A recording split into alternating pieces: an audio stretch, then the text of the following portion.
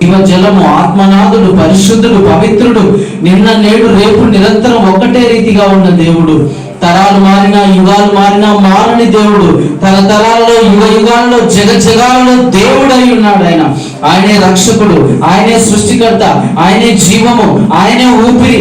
ఆయన లేకుండా ఈ భూమి మీద ఏదీ లేదు. సర్వ ప్రాణము ఆయన దగ్గర నుంచి వచ్చింది.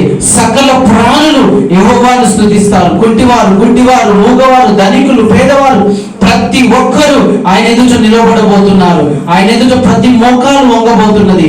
ప్రభువు నీకు స్తోత్రాలు, దేవా నీకు వందనాలు, పరిశుద్ధుడా నీకు మహిమ కలుగును గాక. నాయన ఈ పునరుద్ధాన దినమందు తండ్రి నీ పరిశుద్ధమైన పాదముల దగ్గరికి వస్తున్నాము తండ్రి. నీవు జీవము గల దేవుడు, నీవు మా రక్షకుడు, నీవు మా తండ్రివి. మమ్మల్ని ప్రేమించి, మమ్మల్ని కనికరించి, మా ఎడల కృప చూపి, పరలోకము నుంచి దిగి వచ్చి మా కొరకు ప్రాణం అర్పించిన దేవుడు, మా కొరకు నీ రక్తము చిందించిన దేవుడు. నీ పరిశుద్ధ రక్తమే మా పాపాన్ని కడిగివేసిందయ్యా. నువ్వు రక్తం కార్చకపోతే మా పాపాలకు అయినా విడుదల విమోచన లేదు ప్రభా. నీ రక్తమే మమ్మల్ని శుద్ధీకరించింది. నీ రక్తమే మమ్మల్ని నీ బిడ్డలుగా చేర్చుకున్నది. నీ త్యాగమే తండ్రి నీకు మాకు మధ్య ఉన్న పాపాన్ని తీసివేసింది, దగ్గరగా చేసింది. మా తండ్రి అని పిలిచే భాగ్యం ఇచ్చింది.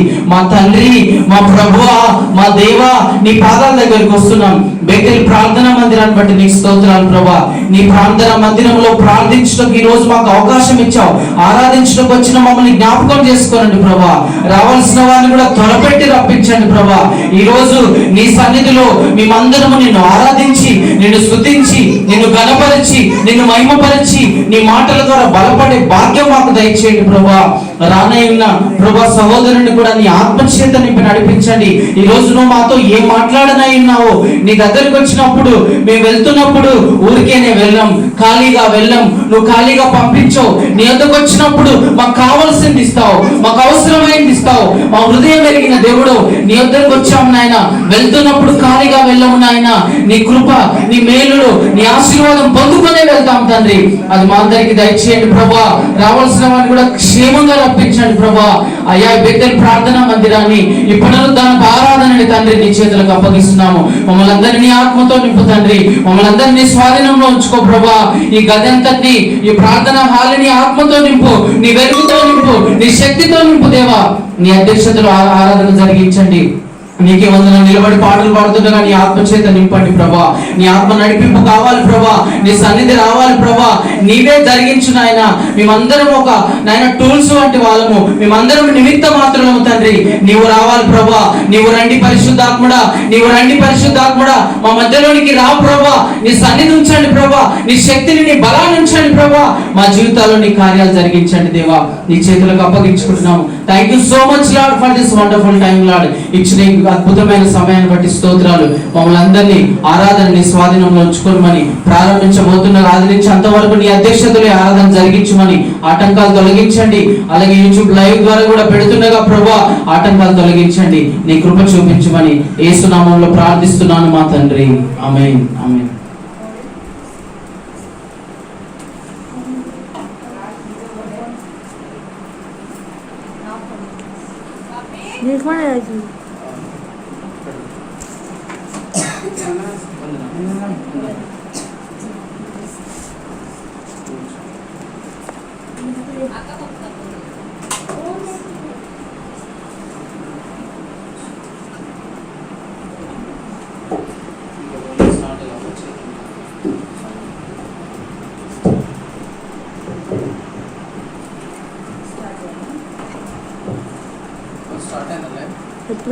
హల్లెలూయా. దేవునికి మహిమ కలుగును గాక. కూడి వచ్చిన అందరికీ ప్రభు పేరిట వందనాలు తెలియజేస్తున్నాను. దేవుని వాక్యం సెలవిస్తుంది, నీ మందిరము నందు నివసించువారు ధన్యులు, వారు నిత్యము నిన్ను స్తుతించుదురు అని వాక్యం సెలవిస్తుంది. నిజమే, దేవుడు తన మందిరంలోకి మనల్ని పిలుచుకోవడమే గొప్ప ధన్యత. ఈ దినం మనం ఆయన మందిరంలో ఉన్నామంటే ఆయన కృప. కాబట్టి మనందరం ఆయనని స్తుతించుటకు దేవుడు సిద్ధపరిచి ఉన్నారు. దేవుని స్తుతించుకుందాం. ఆయనను మహిమపరచడం కంటే ఈ లోకంలో మనకు ఉపయోగకరమైనది ఏది లేదు కనుక ఆయనను స్తుతించుకుందాం. అందరం కూడా చక్కగా చప్పట్లు కొడుతూ స్తుతించవలసిందిగా వేడుకుంటున్నాం. ఆరాధించేదను, స్తుతి చెల్లించేదను అనే పాట పాడుకుంటూ దేవుని నామాన్ని కనపరుచుకుందాం. హల్లెలూయా.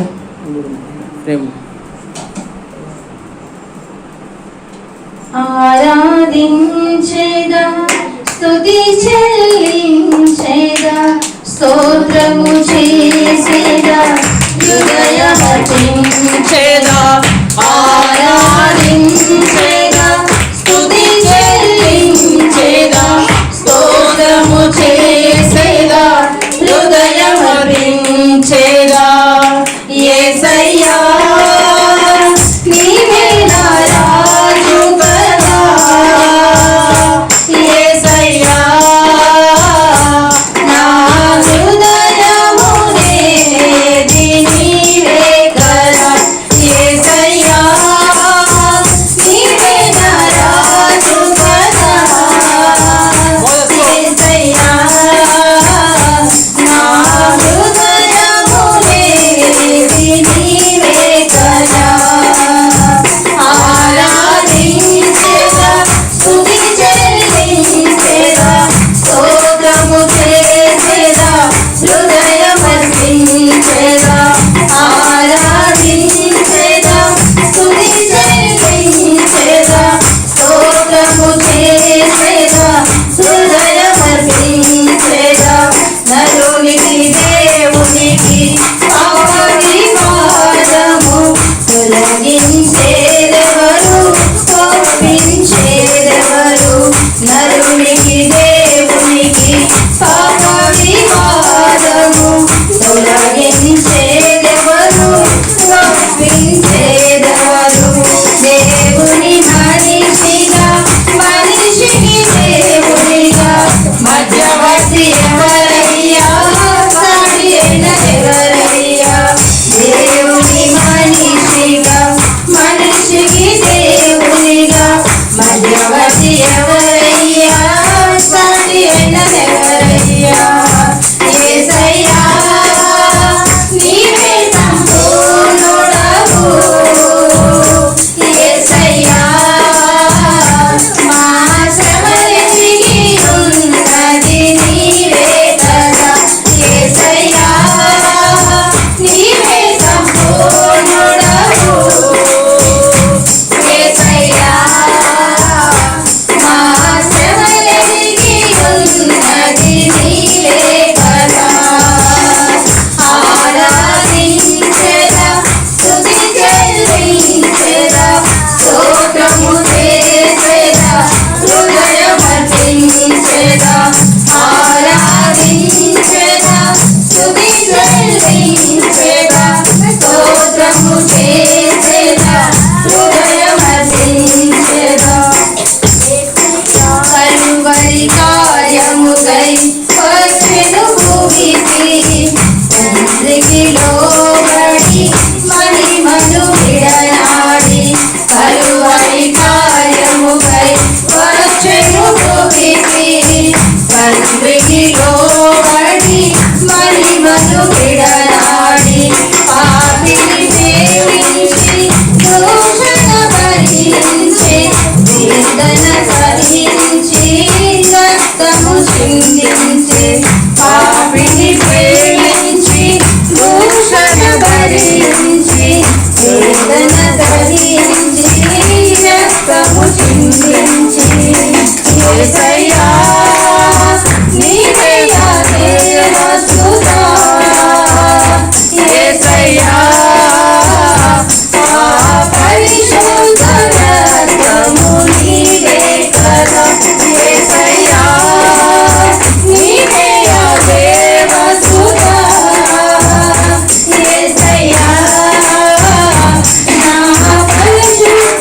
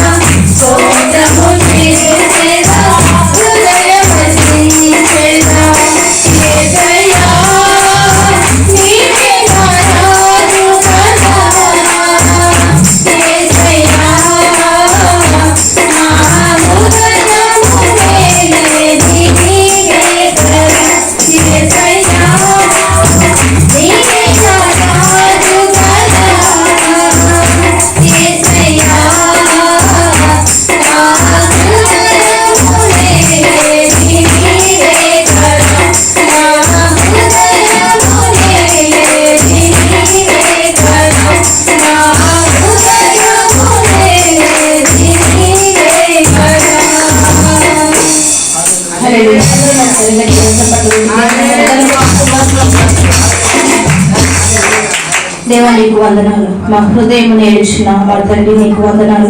అవును ప్రభు, నరునికి దేవునికి పాప వివాదము ఉన్నప్పుడు నా ప్రభు నైనా ఒప్పించి నైనా ప్రాణము పెట్టి తొలగించిన మా దేవ నీకు స్తోత్రం. నైనా పాప విముక్తులుగా మమ్మల్ని చేసి పరిశుద్ధులుగా మమ్మల్ని నిలబెట్టిన మా దేవుడు స్తోత్రం స్తోత్రం. నైనా అందరం లేచి నిలబడదాం.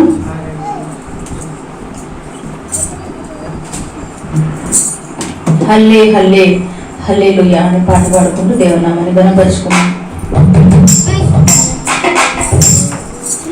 హల్లే హల్లే హల్లే హల్లెలూయా ఆమేన్. హల్లే హల్లే హల్లే హల్లెలూయా హల్లే హల్లే హల్లే హల్లెలూయా ఆమేన్. హల్లే హల్లే హల్లే హల్లెలూయా. నీలో చూడని కనులేల నాకు, నీలో పాడని గుండెల నాకు, నీలో చూడని కనులేల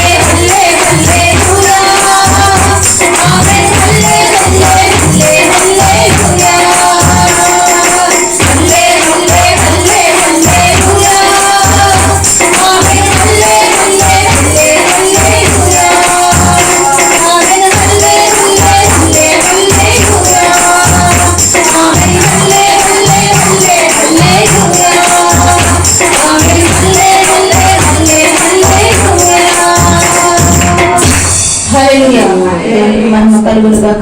అవును ప్రభా, మేము పాపులుగా జీవిస్తున్నప్పుడు అయినా నీ ప్రేమతో మమ్మల్ని చూచావు నేను. అవును ప్రభా, ఒకవేళ మేము తప్పులు పొరపాట్లు ఏమైనా చేస్తుంటే అయినా ఈ లోకస్తులు అయితే మమ్మల్ని నిందిస్తారు, దూషిస్తారు, అవమానిస్తారు. కానీ ప్రభా, నేనైతే ప్రేమతో చూచే దేవుడు నైనా నీకు వందనాలు. నైనా మా శాపమును తొలగించిన దేవుడు, మా దోషమును భరించిన దేవుడు తండ్రి. మాకు జీవ మార్గం నీవే యేసయ్యా. స్తోత్రం నైనా. హల్లెలూయా హల్లెలూయా. దేవని మాకు తోడుగా ఉండి నడిపించుము నైనా. హల్లెలూయా. స్తోత్రం. హల్లెలూయా. నా తోడుగా ఉన్నవాడవే, నా పక్షం నిలిచిన దేవుడవే అని పాట పాడుకుంటూ దేవుని అడుగుదాం. ప్రభా, నా పక్షం నన్ను నిలిచి కార్యము చేయమని హృదయపూర్వకంగా వేడుకుందాం. హల్లెలూయా. నా తోడుగా ఉన్నవాడవే, నా పక్షముగా నిలుచువాడవే, నా తోడుగా ఉన్నవాడవే, నా చేయి పట్టి నడుపువాడవే, నా తోడుగా ఉన్నవాడవే, నా చేయి పట్టి నడుపువాడవే, నా పక్షముగా నిలుచువాడవే, నా పక్షముగా నిలుచువాడవే, నా ధైర్యము నీవే యేసయ్యా, నా ధైర్యము నీవే యేసయ్యా, యేసయ్యా, యేసయ్యా,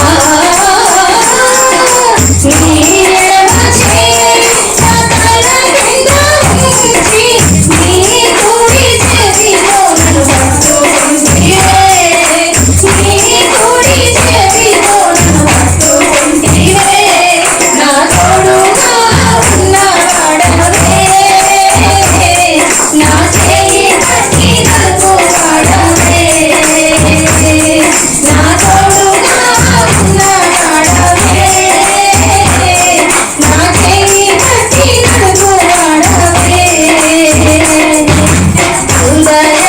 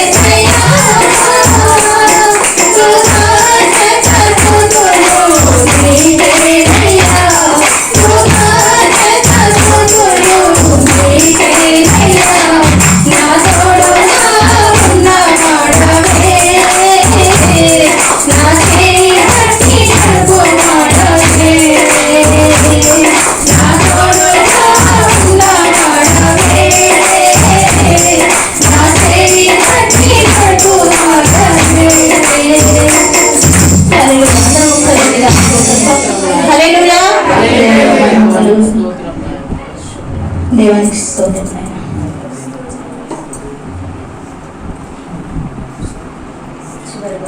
నడిపించుచున్నాడు నజరేయుడు అనే పాట పాడుకుందాం. మనము మన చేతిని దేవునికి అప్పగించినట్లయితే ఆయన మనల్ని నడిపించే దేవుడు. మనం ఒకవేళ వంకర మార్గంలో నడుస్తామేమో, కానీ ఎప్పుడైతే దేవునికి మన చేయి అందిస్తామో ఆయన సక్రమమైన మార్గంలో మనల్ని నడిపించే దేవుడు. హల్లెలూయా, స్తోత్రం.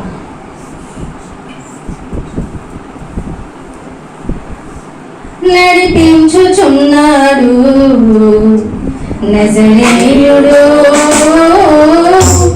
నడక నేర్పుచున్నాడు నన్ను విడువని దేవుడు. నడిపించుచున్నాడు నజరేయుడు, నడక నేర్పుచున్నాడు నన్ను విడువని దేవుడు. నడిపించుచున్నాడు నజరేయుడు, నడక నేర్పుచున్నాడు నన్ను విడువని దేవుడు.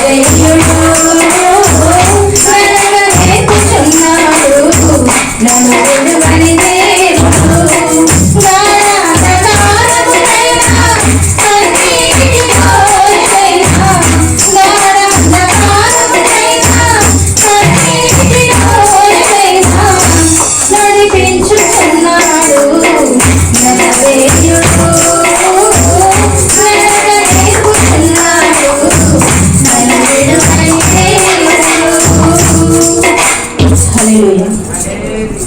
దేవా నీకు వందనాలు, స్తోత్రం నాయనా. మమ్మల్ని నడిపించుచున్న నజరేయుడా నీకు వందనాలు, స్తోత్రం నాయనా. అవును ప్రభా, నీ వాక్యంలో సెలవిచ్చిన్నారు, చూడుము నా అరచేతులలో నేను చెక్కి ఉన్నాను, నిన్ను విడువను ఎడబాయను అని ప్రభా నైనా వాక్యం సెలవిస్తుంది. అవును ప్రభా, మమ్మల్ని మీ అరచేతులలో చెక్కుకొని నైనా తండ్రి కంటికి రెప్పలా కాపాడుతూ నడిపిస్తున్నవాడా, ఇజ్రాయేలును కాపాడువాడు కునుకడు నిద్రపోడు అని ప్రభా నేను మమ్మల్ని నడిపిస్తున్నా మా దేవా నీకు స్తోత్రం నైనా. ఈ పునరుద్ధాన దినమును బట్టి నేను స్తుతిస్తున్నా. గడిచిన వారమంతా నీ కృపలో మమ్మల్ని కాచి కాపాడి నైనా ఆరోగ్యం ఇచ్చి ఆయుష్నిచ్చి మరణ నీ సన్నిధిలో కూడుకొని ప్రభా నిన్ను స్తుతించి ఘనపరిచి ఆరాధించి గొప్ప భాగ్యమును మాకు ఇచ్చి ఉన్నారయ్యా తండ్రి. నీకు వందనాలు దేవానికి స్తోత్రం నైనా. పరిశుద్ధాత్మ దేవ అయ్యా, మమ్మల్ని చంకలో ఎత్తుకొని ముద్దులతో ముంచెత్తి ప్రభా ప్రేమ చూపినైనా ప్రాణం ఇచ్చిన మా దేవ, ఏమిచ్చి నీ రుణము తీర్చగలము దేవా నైనా. ఇదిగో తండ్రి, మా రుణము ఆ విధముగా ఉండవలసిందే అని సెలవిచ్చున్నావు తండ్రి. ఎస్లో ఏమిచ్చి మీ రుణము తీర్చలేము కానీ ప్రభా ఉదయకాల సమయంలో శిరస్సు నుంచి నమస్కరిస్తున్నాము ప్రభా. మేము అర్పించిన ఈ స్తుతి అర్పణను అయ్యా తండ్రి మీరు అంగీకరిస్తున్నారని నమ్ముచున్నాం. మీ పాద సన్నిధికి చేరిందని విశ్వసిస్తున్నాం తండ్రి. నీకు వందనాలు అయ్యా, మమ్మల్ని అంగీకరించండి నైనా తండ్రి. అయ్యా, మా హృదయంలో పాపమును లక్ష్యం చేసిన ఎడల ప్రభువు అని మనవి వినకపోవునని వాక్యం సెలవిస్తుంది. అవును ప్రభు, మా హృదయంలో ఏదైనా పాపం ఉన్నట్లయితే ప్రభాని పరిశుద్ధ రక్తము చేత కడిగి పవిత్రపరిచినైనా మా ప్రార్థనని మా ఆరాధనని అంగీకరించమని వేడుకుంటున్నాం తండ్రి. ఇంతవరకు నడిపించావు వందనాలు అయ్యా. నీ దాసుని క్షేమకరంగా మా మధ్యలోకి నడిపించారు, వందనాలు, స్తోత్రం నైనా. ఇదిగో ప్రభా, మీరు మాట్లాడితే మేము బ్రతుకుతాం కనుక అయ్యా, మీ మాటలు తేనె కంటే తీయనైనవి కనుక ప్రభా తండ్రి మీరు మాతో మాట్లాడమని వేడుకుంటున్నాం తండ్రి. నీ వాక్యం వినగల చెవులని గ్రహించే హృదయాన్ని మాకు దయచేయమని వేడుకుంటున్నాం. మా హృదయం చదునైన నేలగా మార్చి ప్రభా తండ్రి విత్తుతున్న ప్రతి ఒక్క విత్తనము ప్రభా అది ఏమైనా 30 అంతలుగా 60 అంతలుగా 100 అంతలుగా ఫలించి ఈ లోకంలో నీ సాక్షులుగా జీవించి నైనా పరలోకానికి మేము సిద్ధపడే కృపని మాకు అనుగ్రహించమని సంఘముగా నైనా ప్రభు మా సంఘము శిరస్సు వంచి నేను ఈ స్తుతి అర్పణను మీ పాదముల దగ్గర సమర్పిస్తూ యేసు నామములో అడిగి వేడుకుంటున్నాం తండ్రి, ఆమేన్.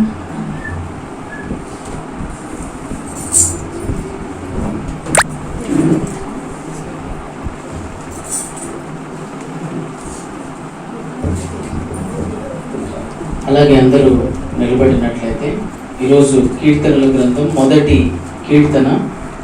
కీర్తనల గ్రంథంలో నుంచి మొదటి కీర్తన మొదటి నుంచి చివరి వరకు మమత ముందుకొచ్చి మనకు చదివి వినిపించాల్సిందిగా ఉత్తర ప్రత్యుత్తరాలుగా చదువుకుందాం. కీర్తనల గ్రంథంలో నుంచి మొదటి కీర్తన మొదటి నుంచి చివరి వచనం వరకు ప్రత్యుత్తరాలుగా మనం చదువుకుందాం.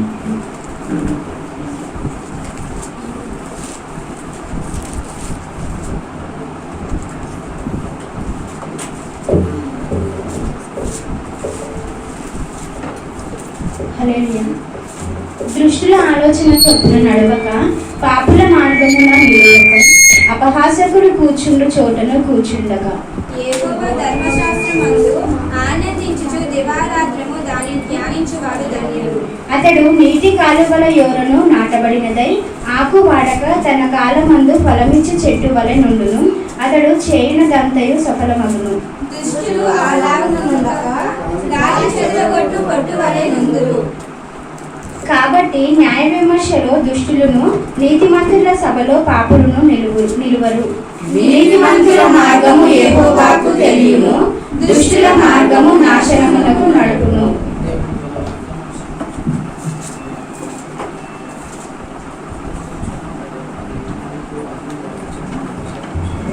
హల్లెలూయా. అందరూ దయచేసి కూర్చోండి. కూర్చున్నట్లయితే ముందు సీట్లు ఖాళీగా ఉన్నాయి, ముందుకు రావచ్చు. ఇక్కడ సీట్లు ఖాళీగా ఉన్నాయి, ముందుకు రావచ్చు. ఇక్కడ చేసి ఖాళీగా ఉన్నాయి, రండి.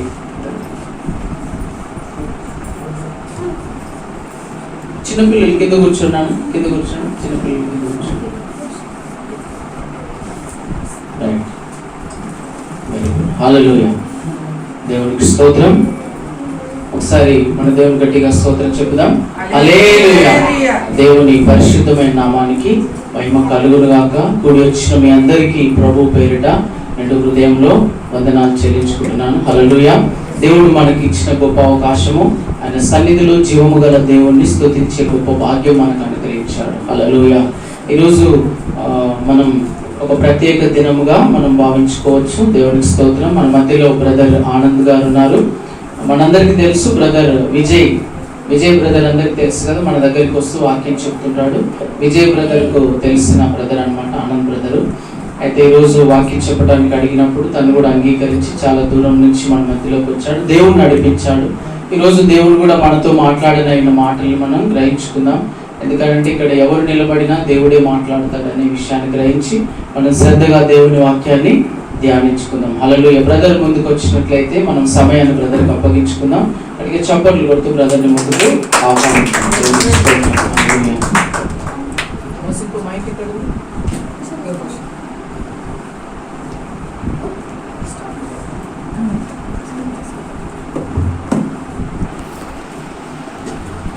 హల్లెలూయా.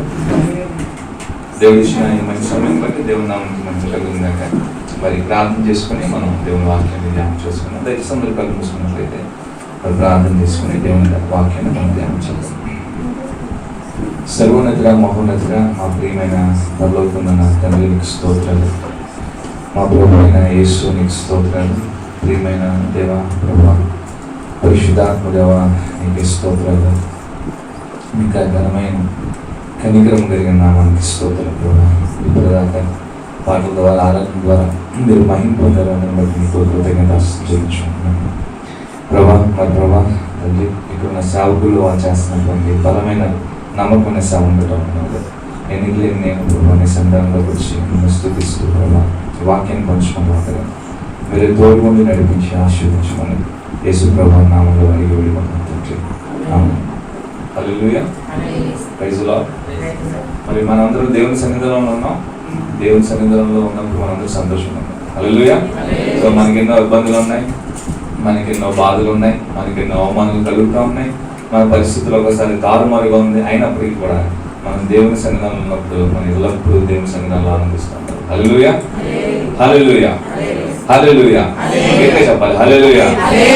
దేవుడు ఇచ్చిన మంచి సమయాన్ని బట్టి దేవుని నామానికి మహిమ కలుగుగాక. మరి నా పేరు ఆనంద్ అండి. నేను యాక్చువల్గా మరి వెస్ట్ గోదావరి తాడేపల్లిలో నేను కొంతకాలంగా ఇక్కడ కూకట్పల్లిలో జాబ్ చేస్తున్నాను. నేను ఒక సాఫ్ట్వేర్ ప్రొఫెషనల్ని.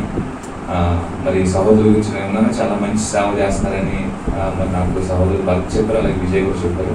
నాకు ఎడ్వర్డ్ విలియమ్స్ అన్న కూడా బాగా తెలుసు. సో బ్రదర్ సిబిఐలో చేస్తున్నారు ఉన్నాను, కానీ మీరు దేవుని కొన్నాను. సో ఈరోజు దేవుని వాక్యాన్ని మనం ధ్యానం చేయబోతున్నాం. సో సాయంత్రం 5 గంటల వరకైనా చెప్పండి పాస్టర్ గారు మేము ఉంటాం అన్న వాళ్ళు నాకు ఒకసారి చేసి చూపిస్తారా? షూర్గా. భోజనం మాత్రం పెట్టాం. హల్లెలూయా. ఇంకా వాక్యమే సాయంత్రం 5 అయినా పర్లేదు, 6 అయినా పర్లేదు. అంటే ఈరోజు నాకు లీవే, రేపు పొద్దున్న 10 గంటల వరకు పర్లేదు. హల్లెలూయా. సో దేవుని వాక్యాన్ని ధ్యానం చేద్దాం. ఈరోజు మరి ఇక్కడికి వస్తున్నప్పుడు నేను మరి ప్రార్థన చేసుకున్నాను. దేవుని సన్నిధానంలో కనిపెట్టాను. దేవుడు నాకు ఏ మాటలు ఇచ్చాడో ఆ మాటలు చెప్పాలని ఆశపడతాను. సో ఎక్కడికి మెసేజ్ చెప్తే కింద నా సొంత మాటలు నేను చెప్పాను. సో నేను ప్రేయర్లో ఆ దేవుని అడిగినప్పుడు దేవుడు నాకు ఏం ప్రేరణ ఇస్తాడో ఆ ప్రేరణను బట్టి మాత్రం నేను వాక్యం చెప్తాను. మరి వాక్యం గుచ్చుకున్న కొట్టినట్టు అనిపించిన ఏమనుకుంటాను. హల్లెలూయా. సో దేవుడు అన్నిసార్లు ముద్దు పెట్టుకోడు, ఒకసారి కొడతాడు కూడా. ఎందుకు కొడతాడో మనం అంటే ఇష్టం కాదు, అంతేనా? ఇష్టం కాబట్టి కొడతాడు, మళ్ళీ చంకం చేసుకుంటాడు. ఆమేన్. హల్లెలూయా. సో ఈరోజు మరి దేవునితో మనం మాట్లాడేటప్పుడు మనం పెద్ద కష్టపడవలసిన అవసరం లేదు. ఎవరన్నా కష్టం ఉందా దేవునితో మాట్లాడదా? మోకరిస్తామో మనం చేతిలో కూర్చున్నా, లేదా మోకాలు వేసినా, లేదా సాష్టాంగ పడినా, లేదా బాగోలేదు బెడ్డ మీద పడుకున్నా మనం ప్రార్థన చేస్తే దేవుడు ప్రార్థన ఆలకిస్తాడని ఆ నమ్మకం అందరికీ ఉందండి. నేను ప్రార్థన చేస్తే దేవుడు నాతో మాట్లాడతాడని నమ్మకం అందరికీ ఉంటుంది. చెప్పాలి. మనం వీఆర్ ఇన్ చర్చ్, ఓకే, మనం చర్చ్లో ఉన్నాం. మనమే అలా అన్నాం అనుకోండి, మనకు విశ్వాసం లేదు. ఓకే, సో మనం ప్రార్థన చేస్తే దేవుడు మన ప్రార్థన ఆలకిస్తాడు. అందరూ ఈ విషయాన్ని అంగీకరిస్తారు కదా. నాకు నేను ప్రార్థన చేస్తే దేవుడు నా ప్రార్థన ఆలకిస్తాడు. Praise God. సో ఈరోజు పాత నిబంధనలో ఒక వ్యక్తి గురించి నేను మాట్లాడాలనుకుంటున్నాను. దేవుడు ఇచ్చినటువంటి ప్రేరణ. అయితే ఆ వ్యక్తి గురించి మాట్లాడే ముందు కొంత ఇంట్రొడక్షన్ ఇచ్చిన తర్వాత ఆ వ్యక్తి గురించి మాట్లాడితే కొంచెం బాగా మనకి ఆ వాక్యం గురించి బాగా అర్థమవుతుంది. పాత నిబంధన గ్రంథంలో ఈరోజు మనం అనుకున్నంత ఈజీ కాదు దేవుడు మనతో మాట్లాడతాం. Very tough job. ఓకే, అంటే మనం ఏమీ ప్రిపేర్ అవ్వకుండా ఎగ్జామ్ లేదు అనుకోండి, క్వశ్చన్ పేపర్ కనపడితే కొన్ని కలర్స్ కనపడతాయి కదా మన మొహంలో, అలాంటి విషయం అన్నమాట దేవుడితో మాట్లాడతాం. Not so much easy, that much easy. Okay, so దేవుడు ఆయన స్వరమెత్తి మాట్లాడాలన్నప్పుడు ఎంతో ప్రార్థనలో ఉన్నవాళ్ళు ఆయన చూసి భయపడిపోయారు. దేవుడు అంటే చాలా పరిశుద్ధంగా ఉన్నవాళ్ళు, నీతిగా ఉన్నవాళ్ళు, న్యాయంగా ఉన్నవాళ్ళు, అన్ని అవకాశాలు తప్పు చేయడానికి అన్ని అవకాశాలు ముందున్న అవన్నీ పక్కన పెట్టి ముందుకు వెళ్తున్న వాళ్ళు మరి రారా నీతో మాట్లాడుతున్నప్పుడు వాళ్ళు భయపడిపోయిన దేవుడు వాళ్ళు భయపడిపోయిన దేవుడు. ఇలాగా మనం మన పితరుల గురించి అంటే మనందరం ఇశ్రాయేలు దగ్గర నుంచి వచ్చాం, మనందరం ఆదాము దగ్గర నుంచి వచ్చాం, నేను నేచర్లో పుట్టాను, నేను అక్కడ పుట్టానని కుదరదు. హల్లెలూయా. ఎందుకంటే మనం దేవుడు పెట్టుకుందాం. ఓకే, మనందరం ఒకటి ద్వారానే వచ్చాం, మనందరం మళ్ళీ ఒకరి దగ్గరికి వెళ్ళిపోతాం. ఆమేన్. హల్లెలూయా. సో పాత నిబంధన గ్రంథంలో చూసినప్పుడు దేవుని యొక్క నిబంధన ఎప్పుడైతే స్టార్ట్ అయిందో, దేవుడు తన ప్రజలకి ఒక నిబంధన ఇచ్చి తన ప్రజల్ని ఎప్పుడైతే దేవుడిని నడిపించడం మొదలు పెట్టారో అక్కడి నుంచి మరి దేవుడు చాలా కేర్ఫుల్గా వాళ్ళ దేవుడి ప్రజల వైపు ఆయన కనుదృష్టి నుంచి దేవుడు ముందుకు తీసుకువెళ్ళిన విషయాలన్నీ మనం వాక్యంలో నేర్చుకుంటాం. పాత నిబంధన గ్రంథంలో మనం చూసినప్పుడు ఆది కాండంలో చూస్తే ఎప్పుడైతే నోవాహు తరం అయిపోయిందో అక్కడి నుంచి నిబంధన అనే ఒక మాట వచ్చింది, కోవనెంట్ అనే మాట వచ్చింది. నిబంధన అనే మాట, నిబంధన అంటే అగ్రిమెంట్ మాట. అంటే ఇప్పుడు భార్యకి భర్తకి ఒక నిబంధన అంటే పెళ్ళైనప్పుడు చెప్తారు, నువ్వు ఇక నుంచి ఏ స్త్రీని ఆశించకూడదు, నువ్వు ఇక నుంచి ఏ పురుషుని ఆశించకూడదు. అంటే 1-to-1 రిలేషన్. అలాగే దేవుడు అంటే మనం దేవుడిని విడిచిపెట్టి ఎటువైపు వెళ్ళకూడదు, ఎందుకంటే దేవుడు మనం విడిచిపెట్టగలరు. 1-to-1 రిలేషన్, అది కోవనెంట్ మాట, నిబంధన. దాన్ని ట్రీటీ అంటారు, అగ్రిమెంట్ అంటారు, చాలా వర్డ్స్ ఉన్నాయి. నిబంధన, కోవనెంట్. ఓకే, దేవుడు ప్రత్యేకంగా ఇశ్రాయేలు ప్రజల్ని ఒక నిబంధన జనంగా దేవుడు చేసుకుని ముందుకు కొనసాగిస్తున్నటువంటి ఆ దినాలు ప్రారంభమైంది. అప్పుడు ఆదికాండం 12వ అధ్యాయం వచ్చేసరికి ప్రపంచమంతా దేవుడు చూశాడు. దేవుడికి ఒక నమ్మకం వ్యక్తి కనపడ్డాడు, ఆయన పేరు అబ్రహాం. 12వ అధ్యాయంలోకి వచ్చి చూసినప్పుడు యాక్చువల్గా ఆయన ముందు నుంచే దేవుడిని ఎరిగిన వాడు కాదు, వాళ్ళ కుటుంబాలు ఏది దేవుడిని నమ్ముకున్నటువంటి వ్యక్తులేం కాదు. ఓకే, వాళ్ళు ఏదో వేరే ఆచారాలు ఉండేవాళ్ళు. అప్పుడు దేవుడు ఆయన పిలిచినప్పుడు దేవుడు ఈయనే అని ఆయన స్వరాన్ని ఆయన గ్రహించి ఈయనే నిజమైన దేవుడని ఆయన దగ్గరికి వచ్చి దేవుణ్ణి నమ్మటం మొదలుపెట్టాడు. ఇది ఆదికాండం 12వ అధ్యాయంలో మనం చూస్తాం. 12వ అధ్యాయంలో దేవుడు అబ్రహాం గారిని పిలిచినప్పుడు 7 విధాల ఆశీర్వాదాలు ఇచ్చాడు. పర్లేదండి, పర్లేదు, అర్థమవుతుందా? నా వాక్యం అందరికీ అర్థమవుతుందా? టైం అయిపోతుందండి, కంగారు ఏం లేదు కదా. ఓకే, సో కొంతసేపు అయితే తలుపులు కూడా మూయబడతాయి. నోవాహు వాళ్ళు అలాగైతే తలుపులు మూయబడినాయో లాక్ కూడా అయిపడతాయి. లాక్ ఉంటుంది, బయట ఉంటుంది. భర్త కాదని చెప్పాను, మనం బయట వేస్తాడు మనం. హల్లెలూయా. సో ఫిక్స్ అయిపోండి, మీ గోములు వదిలేస్తాను. ఓకే, ఏం భయపడదు. ఓకే, సో 12వ అధ్యాయం దగ్గరికి వచ్చేసరికి ఒక 7 రకాల ఆశీర్వాదాలు దేవుడు అబ్రహాం గారికి ఇవ్వడం జరిగింది. ఆ 7 ఆశీర్వాదాలు మీరు తర్వాత చదువుకోండి. 1వ అధ్యాయము 12వ అధ్యాయము 1వ వచనం నుంచి 6-7 వచనాల్లో ఈ మాటలు మాట్లాడతాడు. ఏంటంటే అబ్రహాము, నేను నిన్ను దీవిస్తాను. ఓకే, నువ్వున్న ప్రదేశాన్ని దీవిస్తాను, నీ సంతానాన్ని దీవిస్తాను, ఎవరైతే నిన్ను దీవిస్తారో వాళ్ళని దీవిస్తాను, ఎవరైతే నిన్ను శపిస్తారో వాళ్ళని శపిస్తాను అని, నువ్వు శత్రువుల యొక్క గౌరవిని స్వాతంత్రించుకుంటావు అని చాలా అద్భుతంగా దేవుడు 7 రకాల ఆశీర్వాదాలు అబ్రహాం గారికి ఇచ్చి మరి దేవుడు కొనసాగినట్టు మనం చూస్తాం. ఆయన కొనసాగించినట్టు చూస్తాం. అబ్రహాం గారు దేవుని యొక్క సన్నిధిలో ఉన్నప్పుడు నమ్మకస్తులుగా ఉన్నారు. ఓకే, సో ఈ స్టోరీ అంతా మనకు తెలుసు. మరి ఆ స్టోరీ లోపలికి వెళ్ళట్లేదు, అదంతా మనకు తెలుసు. కాబట్టి 12వ అధ్యాయంలో స్టార్ట్ అయింది దేవుని యొక్క ప్రజల యొక్క నిబంధన సంబంధమైనటువంటి విషయాలు. ఆదికాండము 12వ అధ్యాయం. ఆ 12వ అధ్యాయం నుంచి మనం చదువుకుంటూ వెళ్తే 12, 13, 14, 15 దగ్గరికి వచ్చేసరికి దేవుడు ఇంకా అబ్రహాం గారికి సంతానం ఇవ్వలేదు, కానీ సంతానం నీకు కలిగిన తర్వాత నీ ప్రజలైనటువంటి నా ప్రజలైనటువంటి నీ సంతానమైనటువంటి మరి వచ్చే సంతానంలో ఒక అన్య రాజు దగ్గరికి వెళ్తారు. 400 సంవత్సరాలు వాళ్ళు హింసించబడిన తర్వాత 400 సంవత్సరాలు వాళ్ళు భయంకరమైనటువంటి శ్రమలు ఎదుర్కొన్న తర్వాత నేను ఆ ప్రజల పట్ల కనికరం చూపించి దయ చూపించి నేను మరలా వాళ్ళని తీసుకొని మరి బయటికి వస్తాను, నీకు ఎక్కడైతే వాగ్దానం చేసి నిన్ను స్థిరపరుస్తాను, నిన్ను అత్యధికంగా ఆశీర్వదిస్తానని చెప్పానో ఆ కనాన దేశంలోకి నేను మళ్ళా తీసుకొచ్చి వాళ్ళని నెలకొల్పుతానన్న మాటలో మనం చూస్తాం. తర్వాత ఇస్సాకు స్టోరీ, తర్వాత ఇస్సాకు కలిగినటువంటి యాకోబు నుంచి వచ్చినటువంటి 12 కుమారులు, మరి ఐగుప్తు చెరలోనికి మరి బానిసకి వెళ్ళినప్పటికీ అక్కడ ఒక గొప్ప అధికారిగా అయినటువంటి యోసేపు యొక్క స్టోరీ మనం 37వ అధ్యాయం నుంచి చివరి అధ్యాయం వరకు యోసేపు యొక్క స్టోరీ చూస్తాం. సో ఈ స్టోరీ అవుతున్నంతసేపు మనం ఆలోచన చేస్తే దేవుని ప్రజలైనటువంటి ఇశ్రాయేలీయులు అంటే వాళ్ళు ఐగుప్తులో ఉన్నాడు యోసేపు ఒక మహారాజు కింద, ఓకే, ఆయన ఒక సోర్స్ ఆఫ్ ఇన్కమ్ కింద ఉన్నాడు అక్కడ దేశానికి, సోర్స్ ఆఫ్ ఫుడ్ కింద ఉన్నాడు అక్కడ అన్ని దేశాలకి.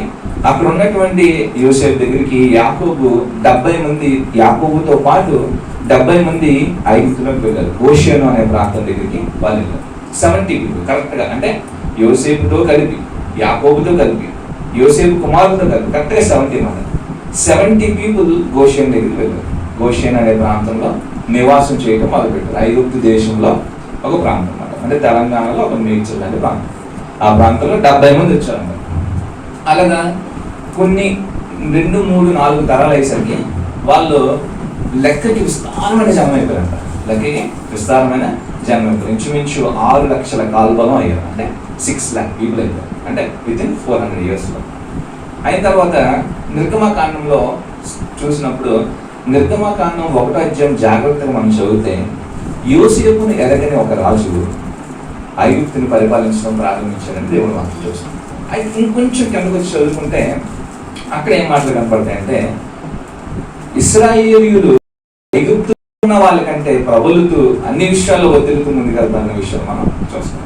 ఇలాగా ఈ యొక్క దేవుని ప్రజలైనటువంటి ఇశ్రాయేలీయుల్ని దేవుడు మరి వేరే ప్రదేశంలోకి వాళ్ళు నడిపించినప్పటికీ అక్కడ కూడా దేవుడు వాళ్ళని అత్యధికంగా దీవించి అత్యధికంగా దేవుడు ఆశీర్వదించి ముందుకు వెళ్ళినట్లు మనం చూస్తాం.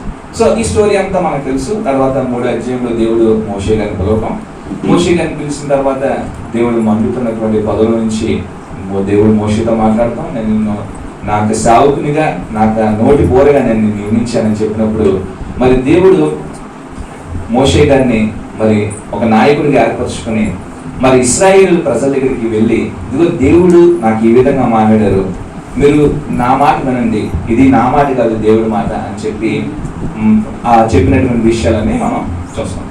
సో ఇప్పుడు మనం ఎక్కడికి వచ్చామంటే మోషే గారి దగ్గరికి వచ్చాము, తర్వాత దేవుని యొక్క ప్రజలైనటువంటి ఇశ్రాయేలు దగ్గరికి వచ్చాము. ఇంకా నేను ఇంట్రడక్షన్ ఉన్నాను, ఇంకా మెసేజ్లోకి వెళ్తాను, ఓకేనా?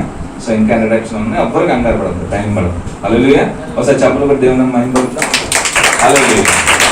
సో ఇప్పుడు మోషే ఏం తెలుసుకున్నాడంటే ఇప్పటిదాకా మోషే ఫరో కుటుంబంలో అంటే ఫరో కుమార్తె యొక్క కుమారుడిగా ఉన్నటువంటి మోషే ఐగుప్తున్న సకల విద్యల్ని మరి ఆయన నేర్చుకున్న వాడిగా, అంటే A to Z full talented full క్యాలిబర్తో ఉన్నటువంటి గొప్ప వ్యక్తిగా మరి మోషే ఉన్నట్టు మనం చూస్తాం.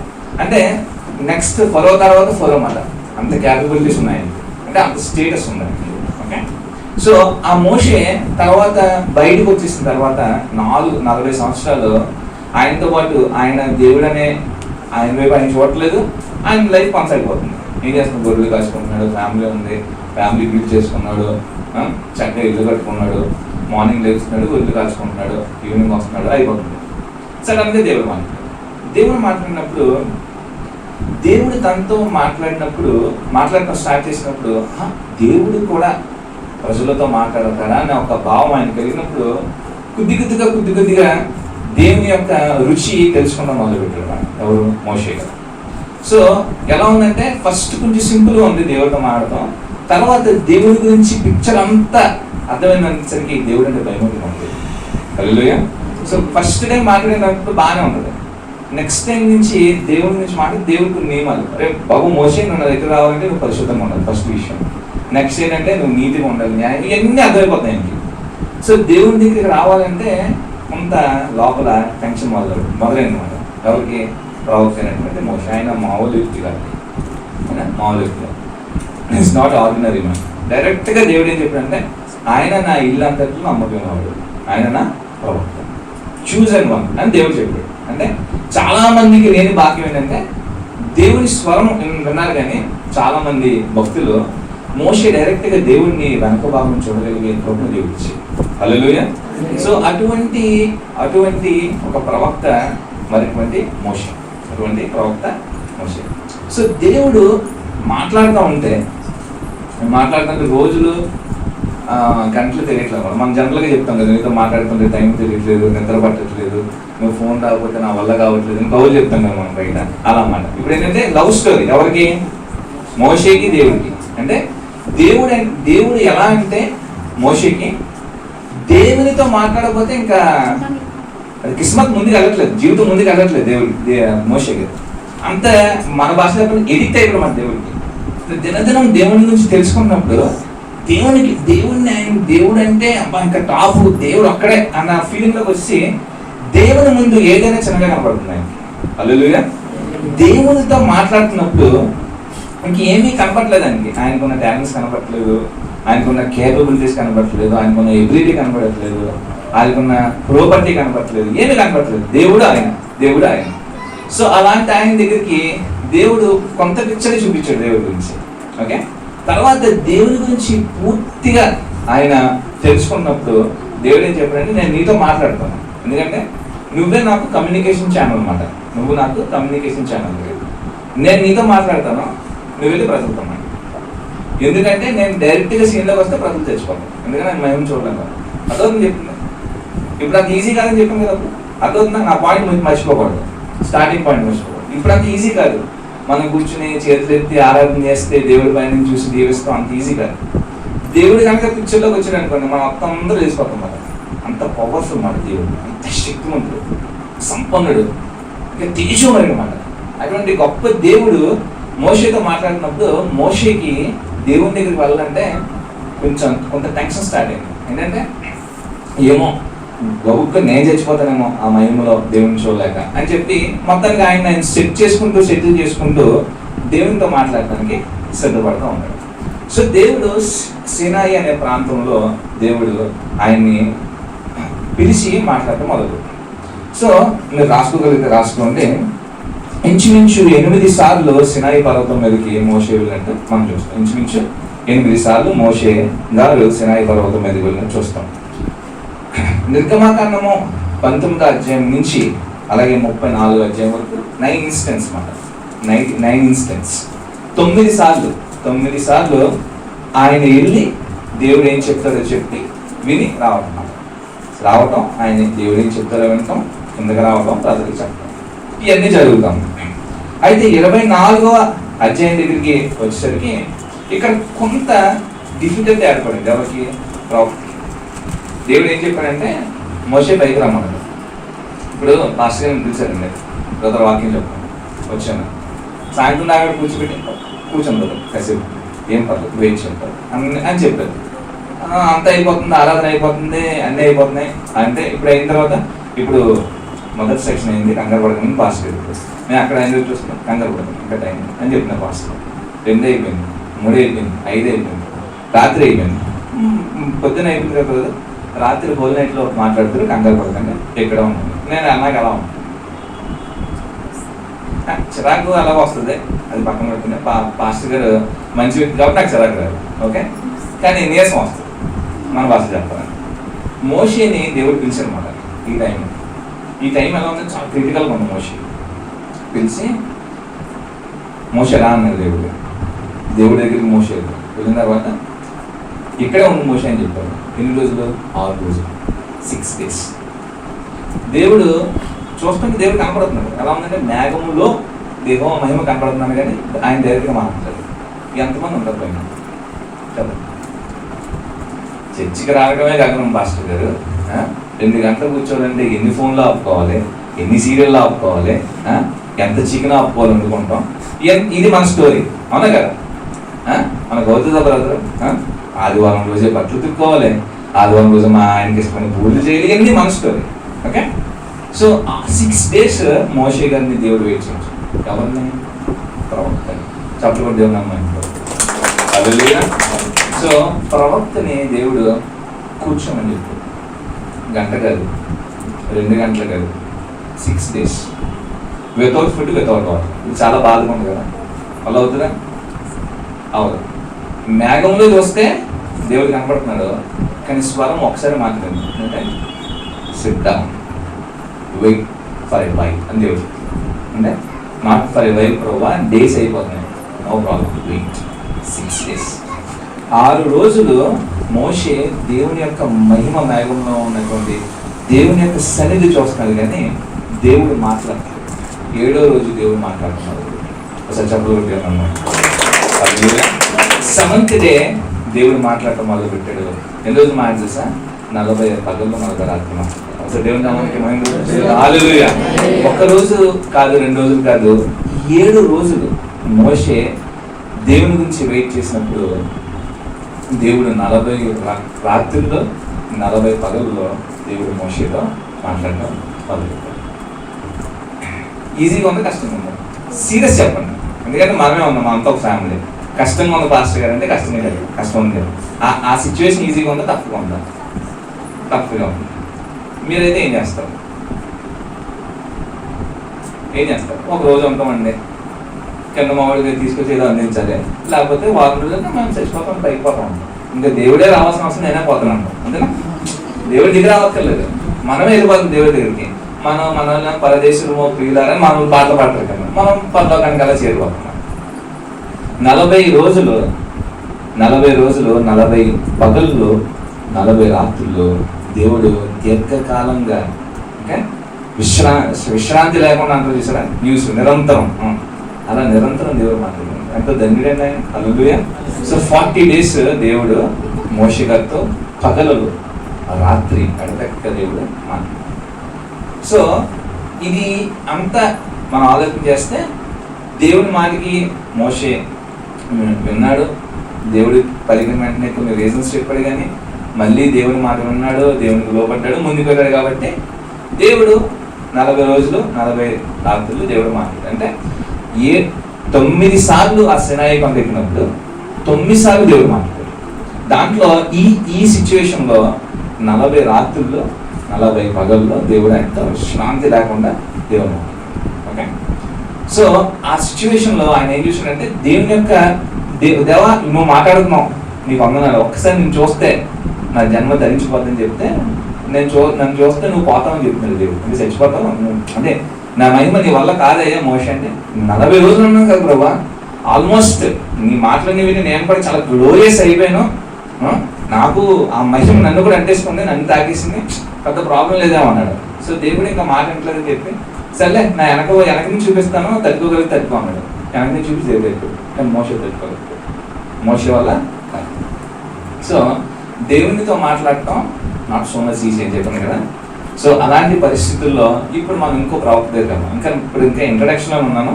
ఒక 5 నిమిషాలు ఇంట్రడక్షన్ అవుతుంది, తర్వాత మెసేజ్ పెట్టాం. హల్లెలూయా, హల్లెలూయా. నీరసం వచ్చినట్టు చాలా మందికి, నీరసం లేని వాళ్ళు హల్లెలూయా చెప్పండి. ఎవరికి నీరసం లేదు మాట, 5 గంటల వరకు చెప్పుకోవచ్చు. హల్లెలూయా, హల్లెలూయా. సో దేవుడు మాట్లాడటం అనేది చాలా కష్టమైనటువంటి పరిస్థితులు అనుముకున్నటువంటి దినాలు ఆ దినాలు. Not so much easy. దేవుడు వచ్చి ఆయన దర్శనం ఇచ్చి మాట్లాడటం, దేవుని స్వరాన్ని వినిపిస్తాం ఈజీ కాదండి. అటువంటి పరిస్థితుల్లో దేవుడు ఒక ఉన్నతమైనటువంటి ప్రణాళికలో దేవుడు మోషేని పిలిచినప్పుడు మోషే దేవుడికి లోబడి ముందుకు వెళ్తున్నట్టు మనం చూస్తాం. సో ఇది దేవుడు మోషేతో మాట్లాడినటువంటి సిచ్యువేషన్. అంటే అంత ఈజీ కాదని చెప్పాను. నెక్స్ట్ ఏంటంటే, దేవుణ్ణి మనం చేరుకోవాలంటే, అంటే దేవుని మనం చేరుకోవడం అంటే ఏంటంటే, అందరూ మోషేలా ఉండలేరు కదా, అవును కదా, అందరూ మోషేలా ఉండాలి. కామన్ పీపుల్ ఉన్నారు. కామన్ పీపుల్కి కొన్ని నియమాలు పెట్టాడు దేవుడు. ఏంటంటే, ఎవరైనా తప్పు చేశారనుకోండి ఏం చేయాలి? బలి తీసుకుని చర్పించాలి. పాత నిబంధన మాట్లాడుతున్నాను, నూతన నిబంధన మాట్లాడుతుంది.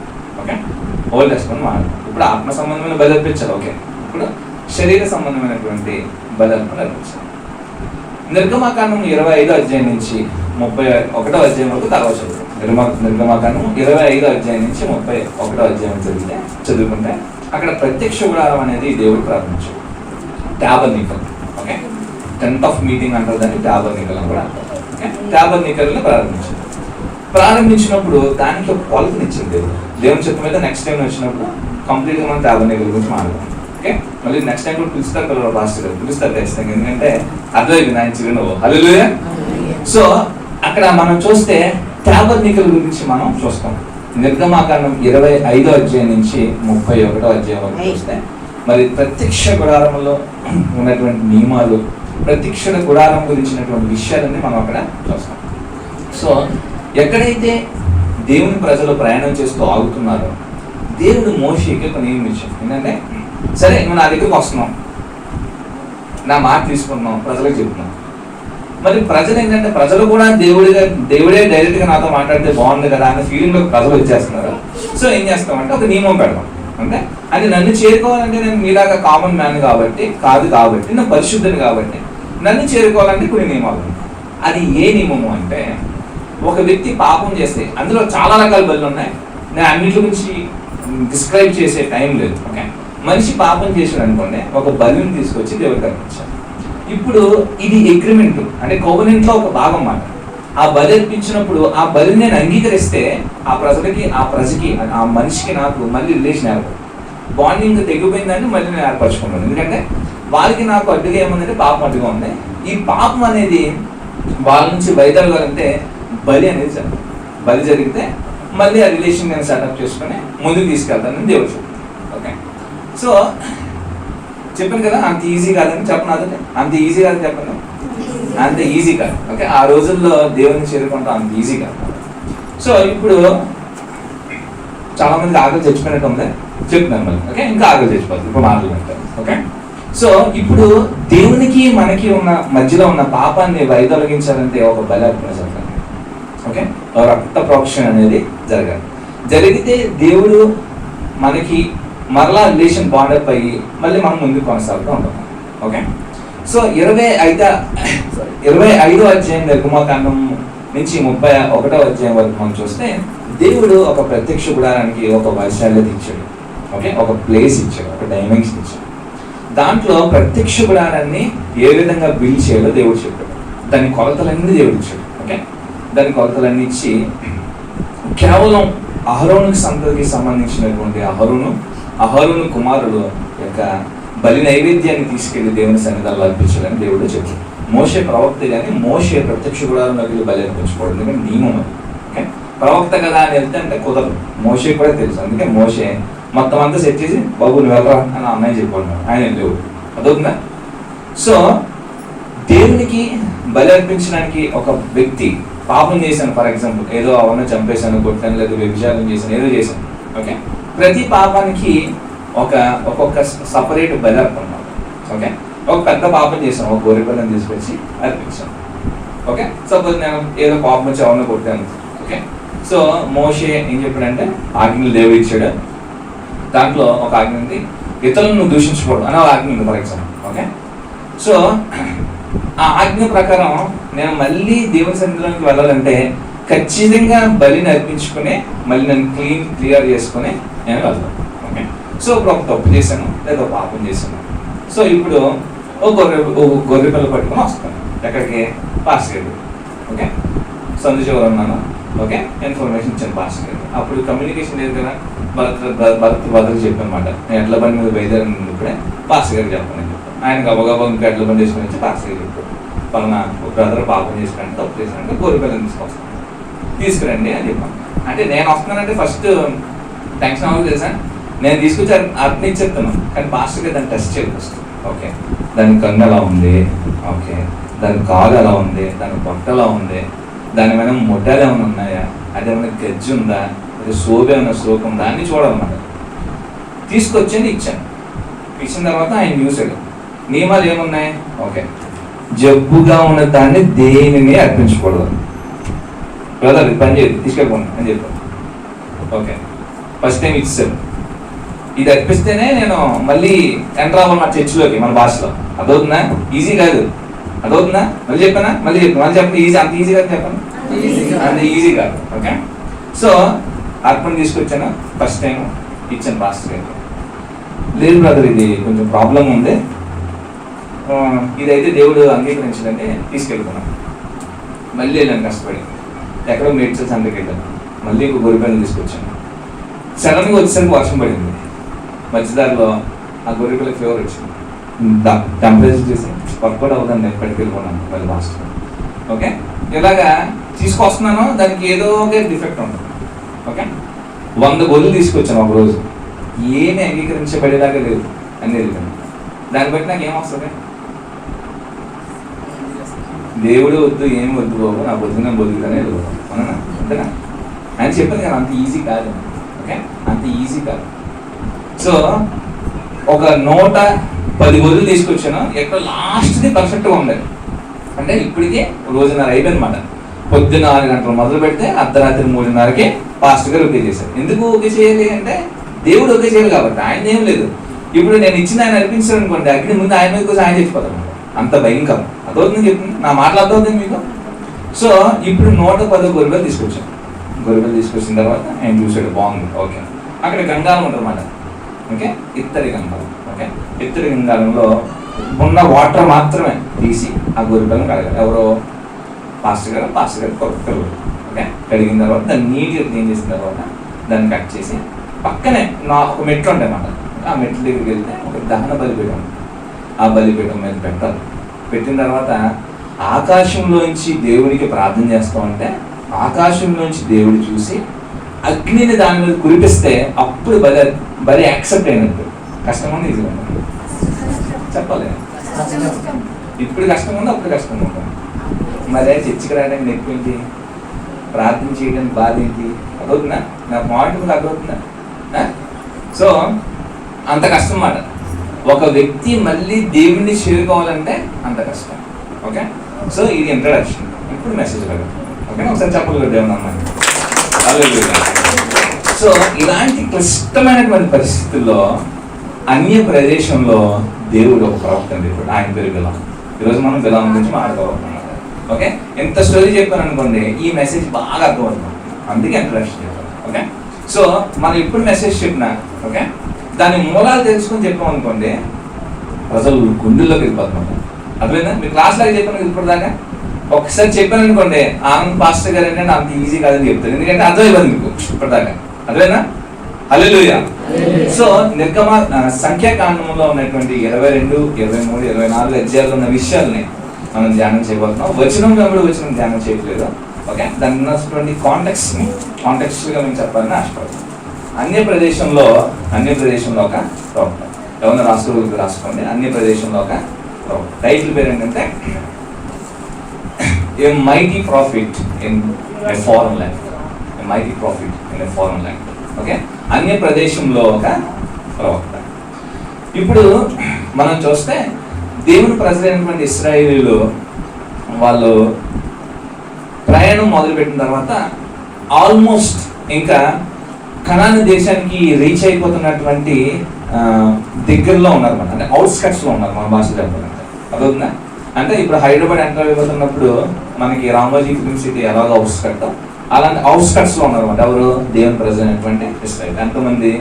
6 లక్షల పైగా ప్రజలు. ముందు మోషే, తర్వాత అబ్రహాము. ఓకే, వీళ్ళందరూ కలిసి దేవుని యొక్క కొలకను బట్టి వాళ్ళు వస్తూ ఉంటారు. వాళ్ళు వస్తూ ఉన్నప్పుడు ఏం జరిగిందంటే, మీరు 23వ అధ్యాయము 21వ అధ్యాయం అంటే 22 నేను చెప్పాను కదా, 21వ అధ్యాయము కనుక మీరు చదివితే, మీరు రాసుకోండి. మరి నేను చదివించిన టైం లేదు కాబట్టి ఆల్రెడీ మనకి 12:10 అయిపోయింది. సో మోస్ట్లీ ఇంకా హాఫ్ అన్ అవర్ నేను క్లోజ్ చేయాలి కాబట్టి. సో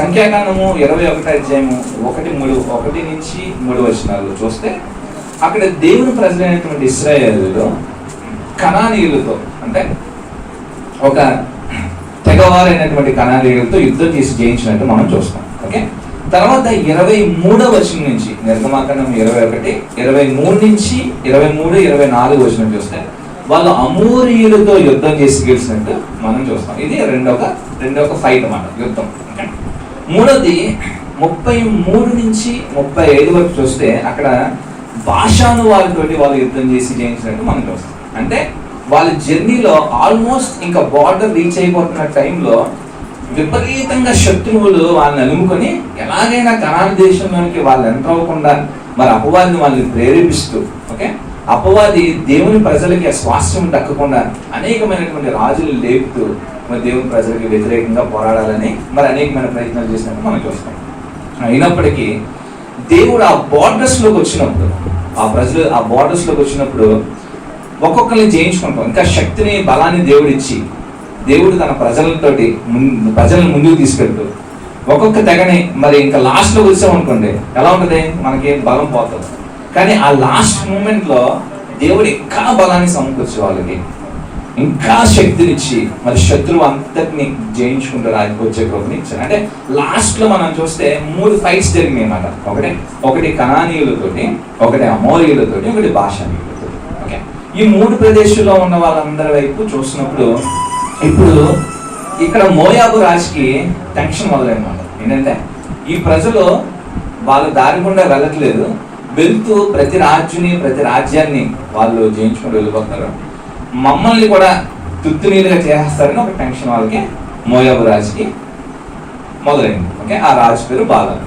ఓకే, ప్రవక్త పేరేమో బిలాము, రాజు పేరేమో బాలాకు. సో ఈ బాలాకు అనే రాజు అంటే బాలాకు రాజు వచ్చి అక్కడ కొండ పైన శిఖర భాగంలో చూస్తున్నప్పుడు కనుచూపు మేర దూరంలో, అంటే కనుచూపు మేర అంటే కొంచెం దూరంలో దేవుని ప్రజలైనటువంటి ఇశ్రాయేల్లో చాలా ఉత్సాహంతో వస్తున్నారన్న. ఎందుకంటే దేవుడు వాళ్ళ బార్డర్స్ని దాటించి ఆ కార్నర్స్ దగ్గరికి, ఆ ప్లేస్ దగ్గరికి దేవుడు మమ్మల్ని తీసుకురాబోతా ఉన్నాడు. ఇప్పటిదాకా ఇన్ని సంవత్సరాలుగా ఉన్న నిరీక్షణ, 38.5 సంవత్సరాలుగా ఉన్నటువంటి నిరీక్షణ దేవుడు తీర్చబోతాననే ఒక గొప్ప ఆనందంతో వాళ్ళ బార్డర్స్లోకి ఎంటర్ అవుతున్నటువంటి సిచ్యువేషన్.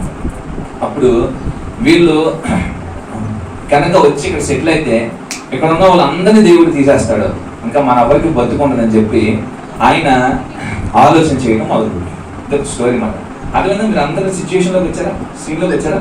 మనం ఎక్కడ ఉన్నాం? భాషాన దేశంలో ఉన్నాం. ఓకే, కనాన్ బార్డర్లో ఉన్నాం అన్నమాట. అందరూ ఉన్నారా? అది విత్ మీ? హల్లెలూయా. అందరూ ఉన్నారు కదా. క్వశ్చన్స్ అడుగుతున్న తర్వాత, ఎందుకంటే ఆల్రెడీ బ్రదర్ చెప్పాను, ఒక పావుగంటలో బ్లాక్ వేయబడుతుంది బయట. ఓకే, ఆన్సర్లు చెప్పిన తర్వాత క్వశ్చన్ పేపర్లు కూడా ఉన్నాయి, సో ఎన్ని బుక్లేదు. ఓకే, ఆన్సర్ ఫిల్ అయితేనే మీరు బయటకు వెళ్తారు. ఓకేనా, అదవుతుందా? రైట్. సో బార్డర్లోకి వచ్చాడు. ఇంకా కొంతసేపట్లో, అంటే కొన్ని కిలోమీటర్స్ వెళ్తే వాగ్దాన దేశంలోకి వెళ్ళిపోతాం. లాస్ట్ టఫెస్ట్ సిచ్యువేషన్ వచ్చింది దేవుని ప్రజలకి.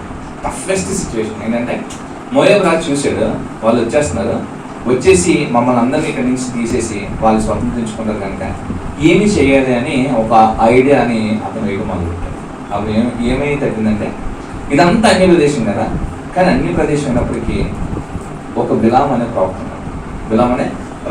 అంటే కరెక్ట్గా కిలోమీటర్స్తో సహా చెప్పాలంటే 450 కిలోమీటర్ల అవతల ఉన్నమాట. ఎవరికి? బాలాకి బిలాం 450 కిలోమీటర్స్ అటువైపు ఉన్నాడు. అంటే 450 కిలోమీటర్స్ అటువైపు ఉన్న అతని గురించి వినపడుతుందంటే ఆయన మామూలు వ్యక్తి. హల్లెలూయా. ఇట్స్ నాట్ ఆర్డినరీ ప్రాఫిట్, అంటే చాలా ప్రొఫౌండ్ ప్రాఫిట్ అన్నమాట, చాలా రినౌండ్ ప్రాఫిట్. ఆయన దగ్గర మరి ఎలా అయితే దేవుని ప్రజలైనటువంటి ఇశ్రాయేలీయులు మరి కొనసాగుతున్నప్పుడు మోషే శక్తి మరి అలాగే మోషేకు ఉన్నటువంటి ఆ బలం, లేదంటే దేవుని ప్రజలకు ఉన్న బలం అక్కడున్న చుట్టుపక్కల ఉన్న ప్రదేశాలకి మొత్తం ఎలా తెలిసిందో అలాగే ఈ ఒక్క వ్యక్తి గురించి మొత్తం తెలిసింది. అంటే చాలా పవర్ఫుల్ వ్యక్తి, మామూలు క్యాండిడేట్ కాదు. ఓకే, మామూలు వ్యక్తి కాదు, చాలా బలమైనటువంటి ప్రార్థనా పరుడు, చాలా బలమైన ప్రవక్త, దేవుడు డైరెక్ట్గా మాట్లాడే వ్యక్తి. ఓకే, నా క్వశ్చన్ ఏంటంటే, నా ఇంటెన్షన్ ఏంటంటే దేవుడు ఆయనతో మాట్లాడతాను అనమాట. అంటే అది ఈజీ, కష్టం, నాట్ సో మచ్ ఈజీ. మోషే ఎంత కష్టపడ్డాడో మనకు అంత రాయబడి లేకపోయినా ఈయన కూడా కష్టపడాము, అంతేనా? ఎంతో కష్టపడ్డాడు. దేవునితో మాట్లాడటం నేర్చుకుంటాం, దేవుని సన్నిధిలోకి వెళ్ళడం నేర్చుకుంటాం. ఓకే, దేవునితో ముఖాముఖిగా మాట్లాడటం నేర్చుకుంటాం. అంటే అంత ఈజీ కాదు. అంటే ఎక్కడో మూలనున్న ఈ వ్యక్తిని దేవుడు తీసుకొచ్చి ఎక్కడ పెట్టాడంటే ఒక ప్రవక్తగా పెట్టాడు. అక్కడ ఒక ఫారెన్ ల్యాండ్లో, ఒక అన్య దేశంలో, అన్య ప్రదేశంలో. అక్కడ ఎటు చూసినా దేవునికి సంబంధించినటువంటి ఆలయం లేదు, అక్కడ ఎటు చూసినటువంటి నైబర్హుడ్ లేదు, లైవ్లీహుడ్ లేదు, ఏమీ లేదు. అక్కడ ఒకడే ఉన్నాడు. ఎలా తెలుసుకున్నాడో మహాకృపను బట్టి దేవుని తెలుసుకున్నాడు. హల్లెలూయా. తెలుసుకుంటమే కాదు, దేవుని గురించి ఆలోచించడం మొదలుపెట్టాడు. అబ్రహాము ఏ విధంగా దేవుని వెతికాడని అనుకుంటాను, ఆ విధంగా తీక్షణంగా దేవుని వెతుకుంటాడు. తీక్షణంగా ఏంటి నిజం, ఏది సత్యము అని చెప్పి ఆయన చూసుకున్నప్పుడు ఈయన నిజమైన దేవుడు అనే విషయం ఆయన తెలిసినప్పుడు దేవుడితో అంటు కట్టబడి ఆ నిబంధనలోకి వచ్చినటువంటి వ్యక్తి ఉన్నాడు. నా మాట చెప్పాల్సింది, అందుకనే నిబంధన అనే మాటను తీసుకొచ్చి ఇక్కడ వెళ్తున్నాడు. హల్లెలూయా. అదవుతుందండి ఆ వాక్యం అందరికీ అర్థమవుతుందా? బోర్ కొడుతున్నా వాళ్ళు ఎవరిని చెప్పండి, బోర్ కొట్టే చెప్తాను. హల్లెలూయా. సో ఎందుకంటే ఇంకా నాకు ఇంకా 3 గంటలు ఉంది, ఏం పర్లేదు, మనకి ఈరోజు వాక్యమే పోషింది. దేవునికి స్తోత్రం కలిగింది. సో అటువంటి క్లిష్టమైనటువంటి పరిస్థితుల్లో, అటువంటి క్లిష్టమైనటువంటి స్థితిగతులు ఉన్నప్పుడు దేవునితో మాట్లాడటం నేర్చుకున్నాడు ఒక ప్రవక్త. ఒక సామాన్యమైన వ్యక్తి దేవుడు ఆయన ఒక ప్రవక్తగా మార్చడానికి వెళ్తున్నాడు. అంటే 400 కిలోమీటర్ల అవతల్లో ఉన్న వ్యక్తి గురించి ఇక్కడున్న రాజు మాట్లాడుతున్నాడంటే ఆయన ద్వారా అద్భుతాలు జరిగి ఉంటాయి కదా. అద్భుతాలు జరిగి ఉంటాయి కదా. ఖచ్చితంగా మనం జస్ట్ ఎగ్జామిన్ చేద్దాం, అనలైజ్ చేద్దాం. ఓకే, అనలైజ్ చేద్దాం. 400 కిలోమీటర్లు ఇటేమో రాజు ఉన్నాడు, అటేమో ప్రవక్త ఉన్నాడు. సో జనాలు పంపించారు అనమాట. అంటే చాలా ఫేమస్ అయిపోయాడు ఆయన. ఓకే, భక్తిలో బాగా ఫేమస్, అద్భుతాలు చేయడంలో ఫేమస్, అన్నిట్లో కనిపించి దేవుడితో మాట్లాడటం ఫేమస్. డైరెక్ట్ మాట్లాడతాం దేవుడితో. ఆయన కళ్ళు మూసుకున్నానే దేవుడు వస్తాడు ఆయన దగ్గరికి. అయితే ఈయన కొండ ఎక్కడంటే దేవుడికి ఆకాశం నుంచి కిందకు వస్తాడు, కూర్చొని మాట్లాడుకుంటారు ఫ్రెండ్స్ లాగా. అటువంటి స్టేటస్, అటువంటి స్టేజ్ ఉన్న వ్యక్తి బిలాం. అటువంటి వ్యక్తి దగ్గరికి మరి ఈరోజు ఒక అన్య రాజు, అంటే దేవునికి వ్యతిరేకమైనటువంటి ఒక వ్యక్తి మరి ఒక ఆఫర్ని పంపించినట్టు మనం చూస్తాం. సో 22వ అధ్యాయంలో ఈ స్టోరీ మనకి మొదలవుతుంది. 22, 23, 24 ఈ అధ్యాయం ఇంటికి వెళ్ళక చదువుకున్నాను. ఎందుకంటే నెక్స్ట్ వీక్ అలాగా నేనే వస్తాను, మళ్ళీ పాస్గా నాకు పర్మిషన్ ఇచ్చేదా ఎగ్జామ్. ఓకే, సో 22వ అధ్యాయంలో స్టార్ట్ అయినటువంటి స్టోరీ మనం చూస్తే 1వ అధ్యాయం 1వ వచనంలో మరి అక్కడ ఉన్నటువంటి బాలాకు రాజు గురించిన ఇన్ఫర్మేషన్ ఉంటుంది. 5వ వచనం నుంచి బిలాము గురించినటువంటి ఇన్ఫర్మేషన్ మనకు అక్కడ ఉంటుంది. సో చాలా నిష్ట కలిగిన వ్యక్తి, దేవుడితో మాట్లాడుతున్న వ్యక్తి. ఇలాంటి వ్యక్తి దగ్గరికి వచ్చి బిలాము ఒక ఆఫర్ ఇచ్చాడు. ఏంటంటే, నేను నిన్ను బహు గనుడిగా చేయాలని ఆశిస్తున్నాను, నీకు సిరి సంపదలో నీకు ఏం కావాలంటే అవి ఇవ్వడానికి నేను చాలా అన్ని ప్రిపేర్ చేసుకున్నాను. ఎందుకంటే నువ్వు చాలా ఘనత వహించినటువంటి ప్రవక్తని, నీ ప్రాంతం నుంచి వచ్చిన వ్యక్తిని కదా, నేను ఎక్కడో చాలా దూరంలో నుంచి నేను నీ గురించి విని వచ్చాను, మెసెంజర్స్ని పంపించాను, మినిస్టర్స్ని పంపించాను. సో మా ఆఫర్ని రిజెక్ట్ చేయకుండా దయచేసి మీరు మా ఆఫర్ని అంగీకరించమని చెప్పాను. అయితే ఆ ఇన్విటేషన్ ఆఫర్ ఏంటి అని అడిగినప్పుడు, ఏం లేదండి, ఈ కొంతసేపట్లో లేదా కొన్ని రోజుల్లో లేదా కొన్ని గంటల్లో ఈ మార్గం గుండా ఇశ్రాయేల్ వెళ్తారు. ఎందుకంటే ఆల్మోస్ట్ కనాన్ బార్డర్స్ దగ్గరికి వస్తారు. కొంతసేపట్లో లేదా కొన్ని గంటల్లో లేదా 2 రోజులు అది వచ్చేస్తారు.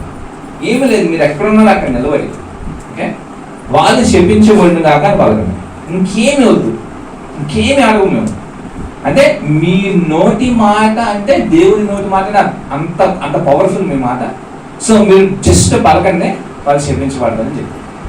ఓకే, సో పాపం అప్పుడు కూడా ఆఫర్ని ఏమైనా యాక్సెప్ట్ చేయలేదు, రిజెక్ట్ చేశాడు.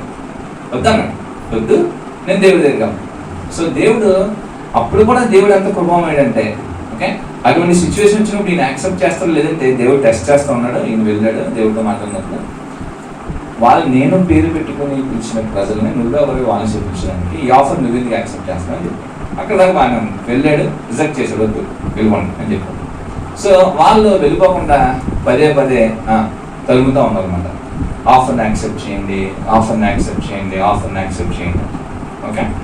ఓకే సో 22వ అధ్యాయంలో, 23వ అధ్యాయంలో, 24వ అధ్యాయంలో ఉన్న విషయాలన్నింటినీ నేను చెప్పను, కానీ అందులో 3 విషయాలు చెప్తాను. 3 విషయాలు. ఓకే, ఇంట్రడక్షన్ ఎక్కువ ఉంది కానీ మెయిన్ మెసేజ్ తక్కువ ఉంది. ఓకే, 3 విషయాలు చెప్తాను. 3 విషయాలు చెప్తే నేను ముగించడానికి నేను దాన్ని ఏమంటారు ప్రయత్నం చేస్తాను. ఓకే, సో 3 విషయాలు మనం ఈరోజు నేర్చుకోవాలి.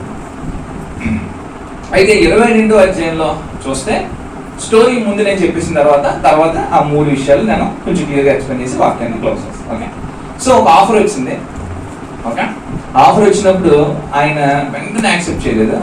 ఇంకా ఆయనలో దేవుని యొక్క సన్నిధి, దేవుని యొక్క ప్రసన్నత, దేవుని అంటే భయం ఉంది కాబట్టి ఆ ఆఫర్ని యాక్సెప్ట్ చేయలేదు, రిజెక్ట్ చేశాడు. కానీ మళ్ళీ ఆఫర్ వచ్చింది. సో ఏమనుకుంటాం, సర్లే ఆలోచన చేద్దాంలే అనుకుంటాం. సో జస్ట్ ఆలోచన చేయడం మొదలు.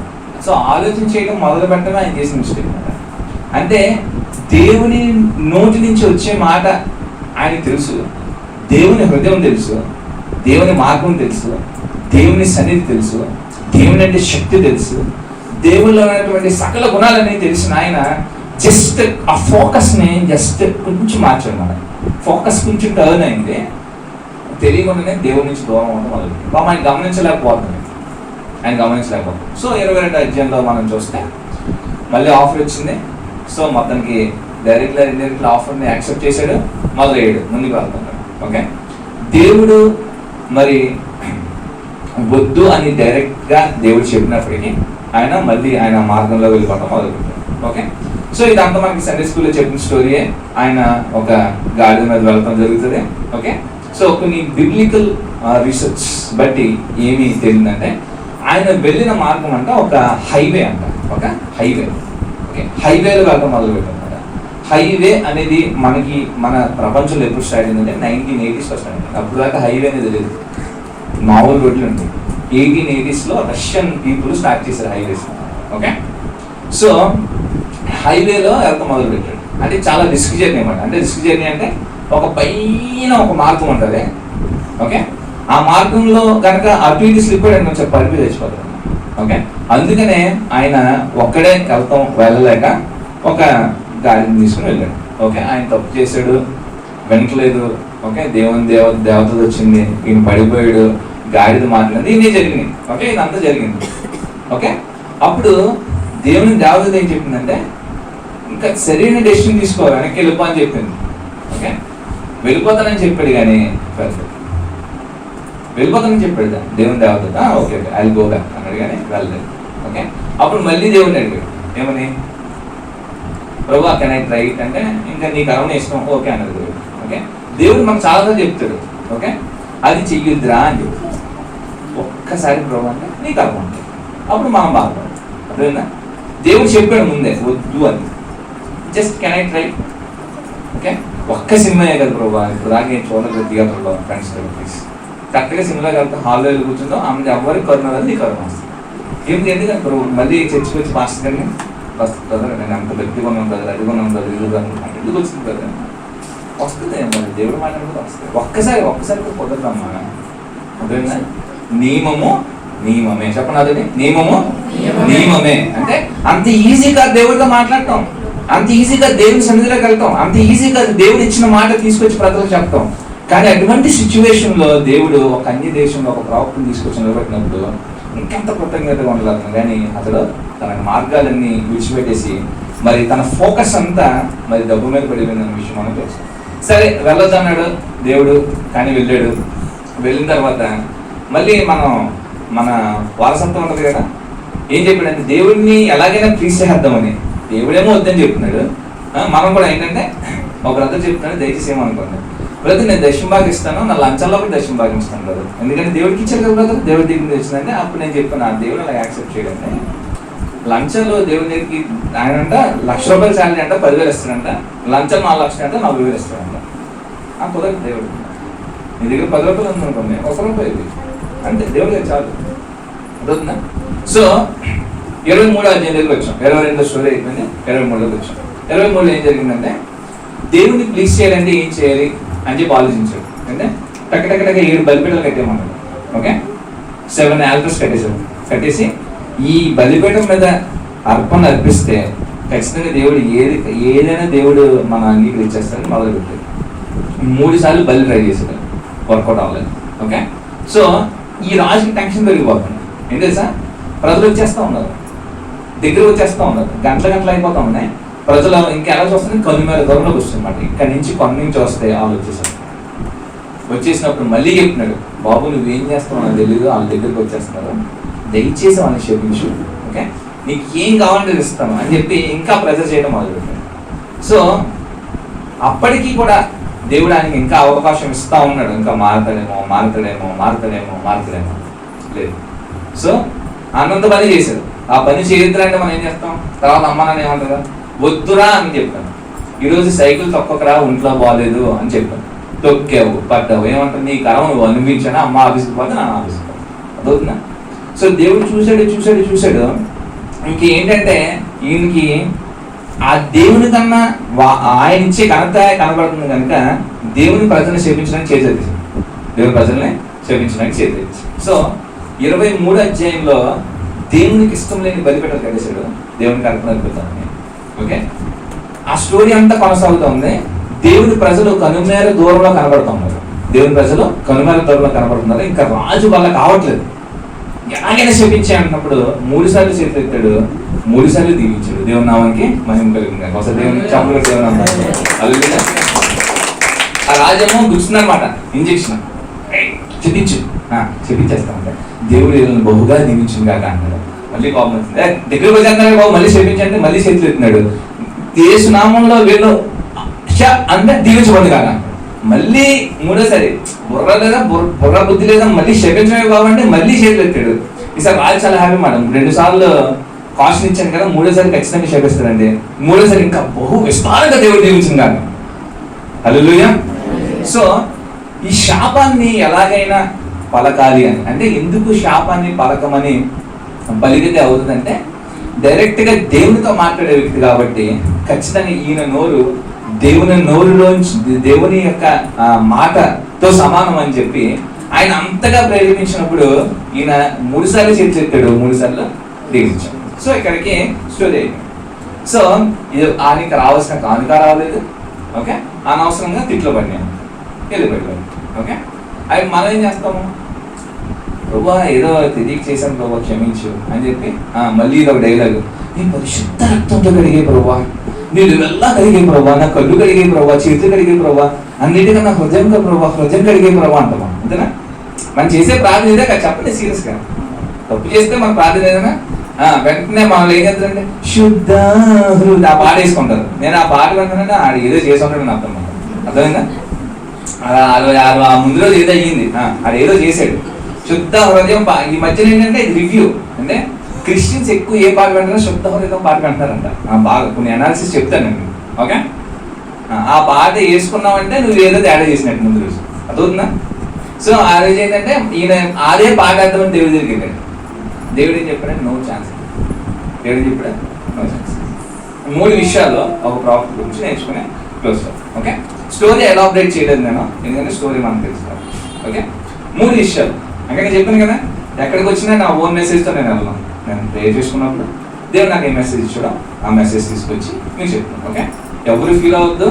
ఓకే, ఓకేనా, మనలో ఎలాంటి లోపాలు ఉంటాయి మనం ఖచ్చితంగా సరి చేసుకోవాలి. ఓకే, సరి చేసుకునే అవకాశం అనుకోండి. ఈ రోజు శుద్ధ హృదయం పాడుకుంటాం, రేపు దాకా అక్కర్లేదు. హల్లెలూయా, చెప్పగలుగుతాం ఒకసారి. ఓకే, 3 విషయాలని మనం నేర్చుకుంటాం. ఒకటే 3 విషయాలు ఒక ప్రవక్తకు ఉంటారు. 3 విషయాలు అంటే ప్రవక్తగా అనుకోండి, లేదా క్రైస్తవులుగా అనుకోండి, లేదా సంఘానికి అనుకోండి. 3 విషయాలు. మొదటిది ఏంటంటే దేవుని పట్ల విధేయత ఉండదు. ఫస్ట్ది ఒబీడియన్స్. ఓకే, దేవుని పట్ల విధేయత ఉండదు. ఫస్ట్ది ఒబీడియన్స్. ఓకే, రెండోది ఏంటంటే దేవుడు మనల్ని దీవించినప్పుడు మనం ఆ కృపకి పాత్రలేమే అన్నమాట. Okay, we belongs to grace. అంటే గ్రేస్ఫుల్నెస్. మొదటిది ఒబీడియన్స్, నెక్స్ట్ గ్రేస్ఫుల్నెస్. అదే గ్రేస్ఫుల్నెస్. ఓకే, లేదా గ్రేస్ఫుల్. ఓకే, లేదా గ్రేస్ అనుకోండి. ఓకే, మూడోది ఏముండాలంటే మన థాట్స్ అన్ని ఎటర్నిటీకి సంబంధించిన ఉన్నాయి. ఓకే, ఇటర్నల్ థింగ్స్ ఉన్నాయి. అంటే ఫస్ట్ది ఒబీడియన్స్, రెండోదేమో గ్రేస్ఫుల్నెస్, మూడోదేమో ఎటర్నిటీ. ఓకే, సో మెయిన్గా దేవుడు ఎందుకు ఆయన్ని మొదటి ఆయనలో విధేయత ఉంది. 2 దేవుడు కృప చూపించినప్పుడు ఓకే పాపానికి లొంగిపోకుండా కృపని యూటిలైజ్ చేసుకున్న వ్యక్తిగా కృపకి పాత్రగా ఉన్నాడు. 2వ విషయం. 3వ విషయం ఏంటంటే ఈ లోకంలో ఇంకా ఏది నాకు అక్కర్లేదు, ఎందుకంటే దేవుడు నిత్యత్వాన్ని నాకు ఇస్తాడు అని చెప్పి నిత్యత్వానికి సంబంధించిన ఉద్దేశాలు అతనిలో ఉన్నాయి. ఈ 3 ఉన్నాయి. ఓకే, మోషన్ చూడండి 3 కామన్గా ఉంటాయి. ఓకే, నోవాహుని చూడండి 3 కామన్గా ఉంటాయి. అబ్రహాం చూడండి 3 కామన్గా ఉంటాయి. అదవుతుందా. దేవుని శిష్యులు చూడండి 3 కామన్గా ఉంటాయి. ఓకే, ఒక క్రైస్తవుడిగా ఓకే నువ్వు పాస్టర్ అయ్యి ఉండొచ్చు, ప్రవక్త అయ్యి ఉండొచ్చు. 3 మనకు ఉండాలి. ఒకటి సంపూర్ణమైనటువంటి దేవుని పట్ల విధేయత ఉండాలి. రెండోది ఈ కృప ఇతరులకు అందలేదు, నాకు అందిందని ఆ కృతజ్ఞత కలిగి ఉండాలి కృపను బట్టి. ఓకే, మూడోది మనం ఈ లోకంలో పెద్ద ఉద్యోగం ఉండొచ్చు, చిన్న ఉద్యోగం ఉండొచ్చు, అన్నీ ఉండొచ్చు, కోట్ల ఆస్తి ఉండొచ్చు, లేదా రోజు 3 పూటలు తినేసి ఉండొచ్చు. కానీ మన ఇది కాదు. మన ఈ భూమి మీద మన భూ సంబంధం కాదు, మనకు ఒక రాజ్యం ఉంది, ఒక లోకం ఉంది, అక్కడికి వెళ్ళిపోవాలన్న అక్కడ తీవ్రమైనటువంటి తృష్ణ మనకు ఉండదు. ఈ మూడు మనకు ఉండదు, అప్పుడే మనం క్రైస్తవులు. అదవుతుందండి, అదవుతుందా? ఇది బోధ, ఇది క్రైస్తవ బోధ, ఇది మాట. సో అక్కడ ఉన్నటువంటి ఎవరికి ఈ భావాలు లేవు, కానీ ఒక వ్యక్తి ఉంది, ఆ వ్యక్తిని దేవుడు ప్రాముఖ్యం చేశాడు. ఓకే, ఒకటి ఒబీడియన్స్ ఉంది, రెండు గ్రేస్ఫుల్నెస్ ఉంది, మరి మూడోది ఎటర్నిటీ ఉంది. ఓకే, ఇప్పుడు ఆయన ఏమైపోయాడంటే ఫస్ట్ డిసోబీడియంట్ అయిపోయాడు. ఓకే, ఫస్ట్ ఒబీడియన్స్ నుంచి డిసోబీడియన్స్ అయిపోయాడు. రెండోది గ్రేస్ఫుల్నెస్ నుంచి డిస్గ్రేస్ అయిపోయాడు, అంటే కృపని కోల్పోయిన వాడికి అయిపోయాడు. మూడోది కార్నల్ అయిపోయాడు. కార్నల్ అంటే శరీర సంబంధం. ఓకే, ఇటర్నల్ నుంచి కార్నల్ అయ్యాడు, ఇటర్నల్ నుంచి కార్నల్ అయ్యాడు. ఈ మూడు ఉంటే ఖచ్చితంగా మన దేవుడు అవుతాడు. ఓకే, ఈ మూడు మనలో ఉన్నాయనుకోండి, నువ్వు ఎన్ని కానుకలు తీసుకొచ్చి దేవుడికి, దేవుడికి అక్కడ. ఓకే, నువ్వు ఎంతైనా చర్చిలో పనిచేయి, దేవుడికి అక్కడ. ఓకేనా, నువ్వు ఎంతైనా టైం వినే వాక్యాల మీద వాక్యాలు వినే పొద్దున్న నుంచి రాత్రి దాకా యూట్యూబ్లో వాక్యాలు వినే పోతారు. ఓకే, ఈ మూడు మనం డెవలప్ చేసుకుంటేనే ఓకే మనం దేవుడి దగ్గర. ఈరోజు కష్టమేంటి తెలుసా? ఈరోజు కష్టమైన విషయం తెలుసా? ఆ రోజు దేవుని ప్రజలు దేవునితో మాట్లాడటం అంత కష్టమో, ఈరోజు మనం కన్ను మోస్తే దేవుని దగ్గర అంత కష్టం. It's not so much easy, not that much easy. Okay, మనం అనుకున్నట్టు అందరిలో అలాగా కలిసిపోయి వెళ్ళిపోతే దేవుడు కోరుకోవడం. ఓకే, ఆ ఏరియా బ్రదర్, ఏరియా ఇంపాక్ట్ ఉంటుంది, కుదరదంటే ఏరియా ఇంపాక్ట్ ఉంటా ఉంటుంది. అది ఏరియా ఇంపాక్టే. ఆ ఏరియా మంచి ఏరియా కాదు, అన్య ప్రదేశంలో ఒక, అందుకే చెప్పాను అన్య ప్రదేశంలో ఒక, అన్య ప్రదేశంలో ఒక ప్రాబ్లం. దాని కూడా బాగాలేదు సిచ్యువేషన్ ఏమి. ఓకే, దాని పూలబాట్లో లేదు. ఓకే, పొద్దున్న లెగిస్తే చూడకొని అన్ని చూడాలి ఆయన, కానీ అయినా ప్రార్థన చేయడం మానదు. హల్లెలూయా. ఎన్నిసార్లు మనం 3 సార్లు ప్రార్థన చేస్తాం, అంటే 3 గంటలు కాదండి, 3 సార్లు. ఓకే, జాగ్రత్తగా మనం ఒకటి పొద్దున్న లేచిన వెంటనే ప్రభా ఈ ఉదయం నాకు మళ్ళీ ఇంకో డే ఇచ్చే ప్రభా ఎంజాయ్ చేయడానికి నీ వందనాలు. ఫస్ట్ ప్రార్థన. ఓకే, ఇది మొదటి ప్రార్థన, మనం చేసే ప్రార్థన. రెండోది 1 గంట అయితే లోపల గంట పడుతుంది చూసారా, అంటే ఆకలి గంట, బెల్ల గంట కాదు, స్కూల్ గంట కాదు. అప్పుడు బాక్స్ తీసినప్పుడు 2 మొదలు తినేసి దేవా బ్లెస్ దిస్ ఫుడ్ ఆమె, మళ్ళీ ఎక్కువసేపు చేయడం ప్రార్థన. ఎందుకంటే లోపల లాలాజలం ఆగమన్నాం. అది రెండో ప్రార్థన. మూడో ప్రార్థన ఏంటంటే మనం చూస్తాం కదా, అదేంటి విస్తరాకులు, పూతరేకులు, సీరియల్స్ ఉంటాయి, మొగలు రేకులు, సారీ పేరు వచ్చింది. ఇవన్నీ చూసేసిన తర్వాత రాత్రి ఇంకా రెడీ టు బెడ్ మాట. ఇంకా ఇప్పుడేమో దరిద్రం బిగ్ బాస్లు, స్మాల్ బాస్లు ఏది చూస్తాం మమ్మల్ని. అన్నీ చూసిన తర్వాత బెడ్ మీద అమ్మగారు అయ్యగారు పడుకుని పోతారు కదా, నీట్గా పడుకుని పోయిన అప్పుడు దేవుడు గుర్తొచ్చి 2 మోకాలు కూడా ఏదాక ఒక మోకాలు తీసి ప్రభా ఈ రాత్రి అంతా దీవించే ప్రభా, ఏసీ ఇక్కడ నా మీద పడకూడదు ప్రభా, ఏ దగ్గర నా దగ్గర రాకూడదు ప్రభా అని చెప్పి మళ్ళీ బైబిల్ ఏమో దరిద్రానికి, మన దరిద్రానికి బైబిల్ తలగంట పెట్టుకొని పడుతుంది. ఇది మన పరిస్థితి. వర్కౌట్ అవ్వదు, అదవుతుందా? సీరియస్ చెప్తున్నాను, వర్కౌట్ అవ్వదు. ఈరోజు నేను ఇక్కడికి వచ్చి నీతి కావాలి చెప్పేసి నేను వెళ్ళి పాపం చేసి శుద్ధ హృదయం పారేసుకుంటే నాకు అదవుతుందా? ఖచ్చితంగా ఉండవలసింది. హల్లెలూయా. అసలు చెప్పకూడదేమన్నా. సో ఇప్పటిదాకా విధేయత లేదేమో, విధేయత నేర్చుకున్నాం.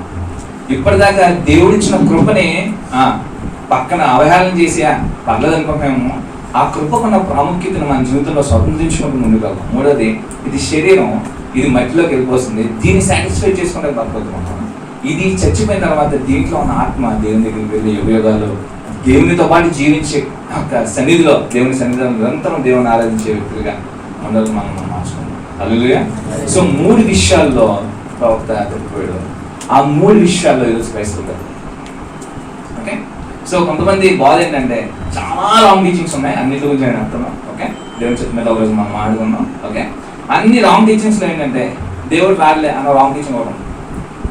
అంటే ఇప్పుడు చెప్పాడండి మా తాతగారు, మా ముత్తాతగారు ఈశ్వరు వచ్చేస్తాను జాగ్రత్తగా ఉంటారు పాపం చేయడం అని చెప్పి ఆయన చచ్చిపోయాడు, మా తాత చచ్చిపోయాడు, మా నాన్న చచ్చిపోయాడు, అందరూ చచ్చిపోతున్నారు, కానీ దేవుడు రావట్లేదు. ఇంకా నేను కూడా ఎస్టిమేషన్ బతకొచ్చు, ఏం పర్లేదు, దేవుడు రాడు అనే అపోహలో కొంతమంది లేదు. ఇప్పుడు నేను చెప్తున్నాను, ఈ తరం చాలా డేంజర్లో ఉన్న తరం. ఓకే, చాలా డేంజర్లో ఉన్న తరం. ఇప్పుడు కనుక మనం నిలబడ్డాం అనుకుంటే మనం ఆయనతో పాటు వెళ్తాం. అసలు చెప్పలేదు.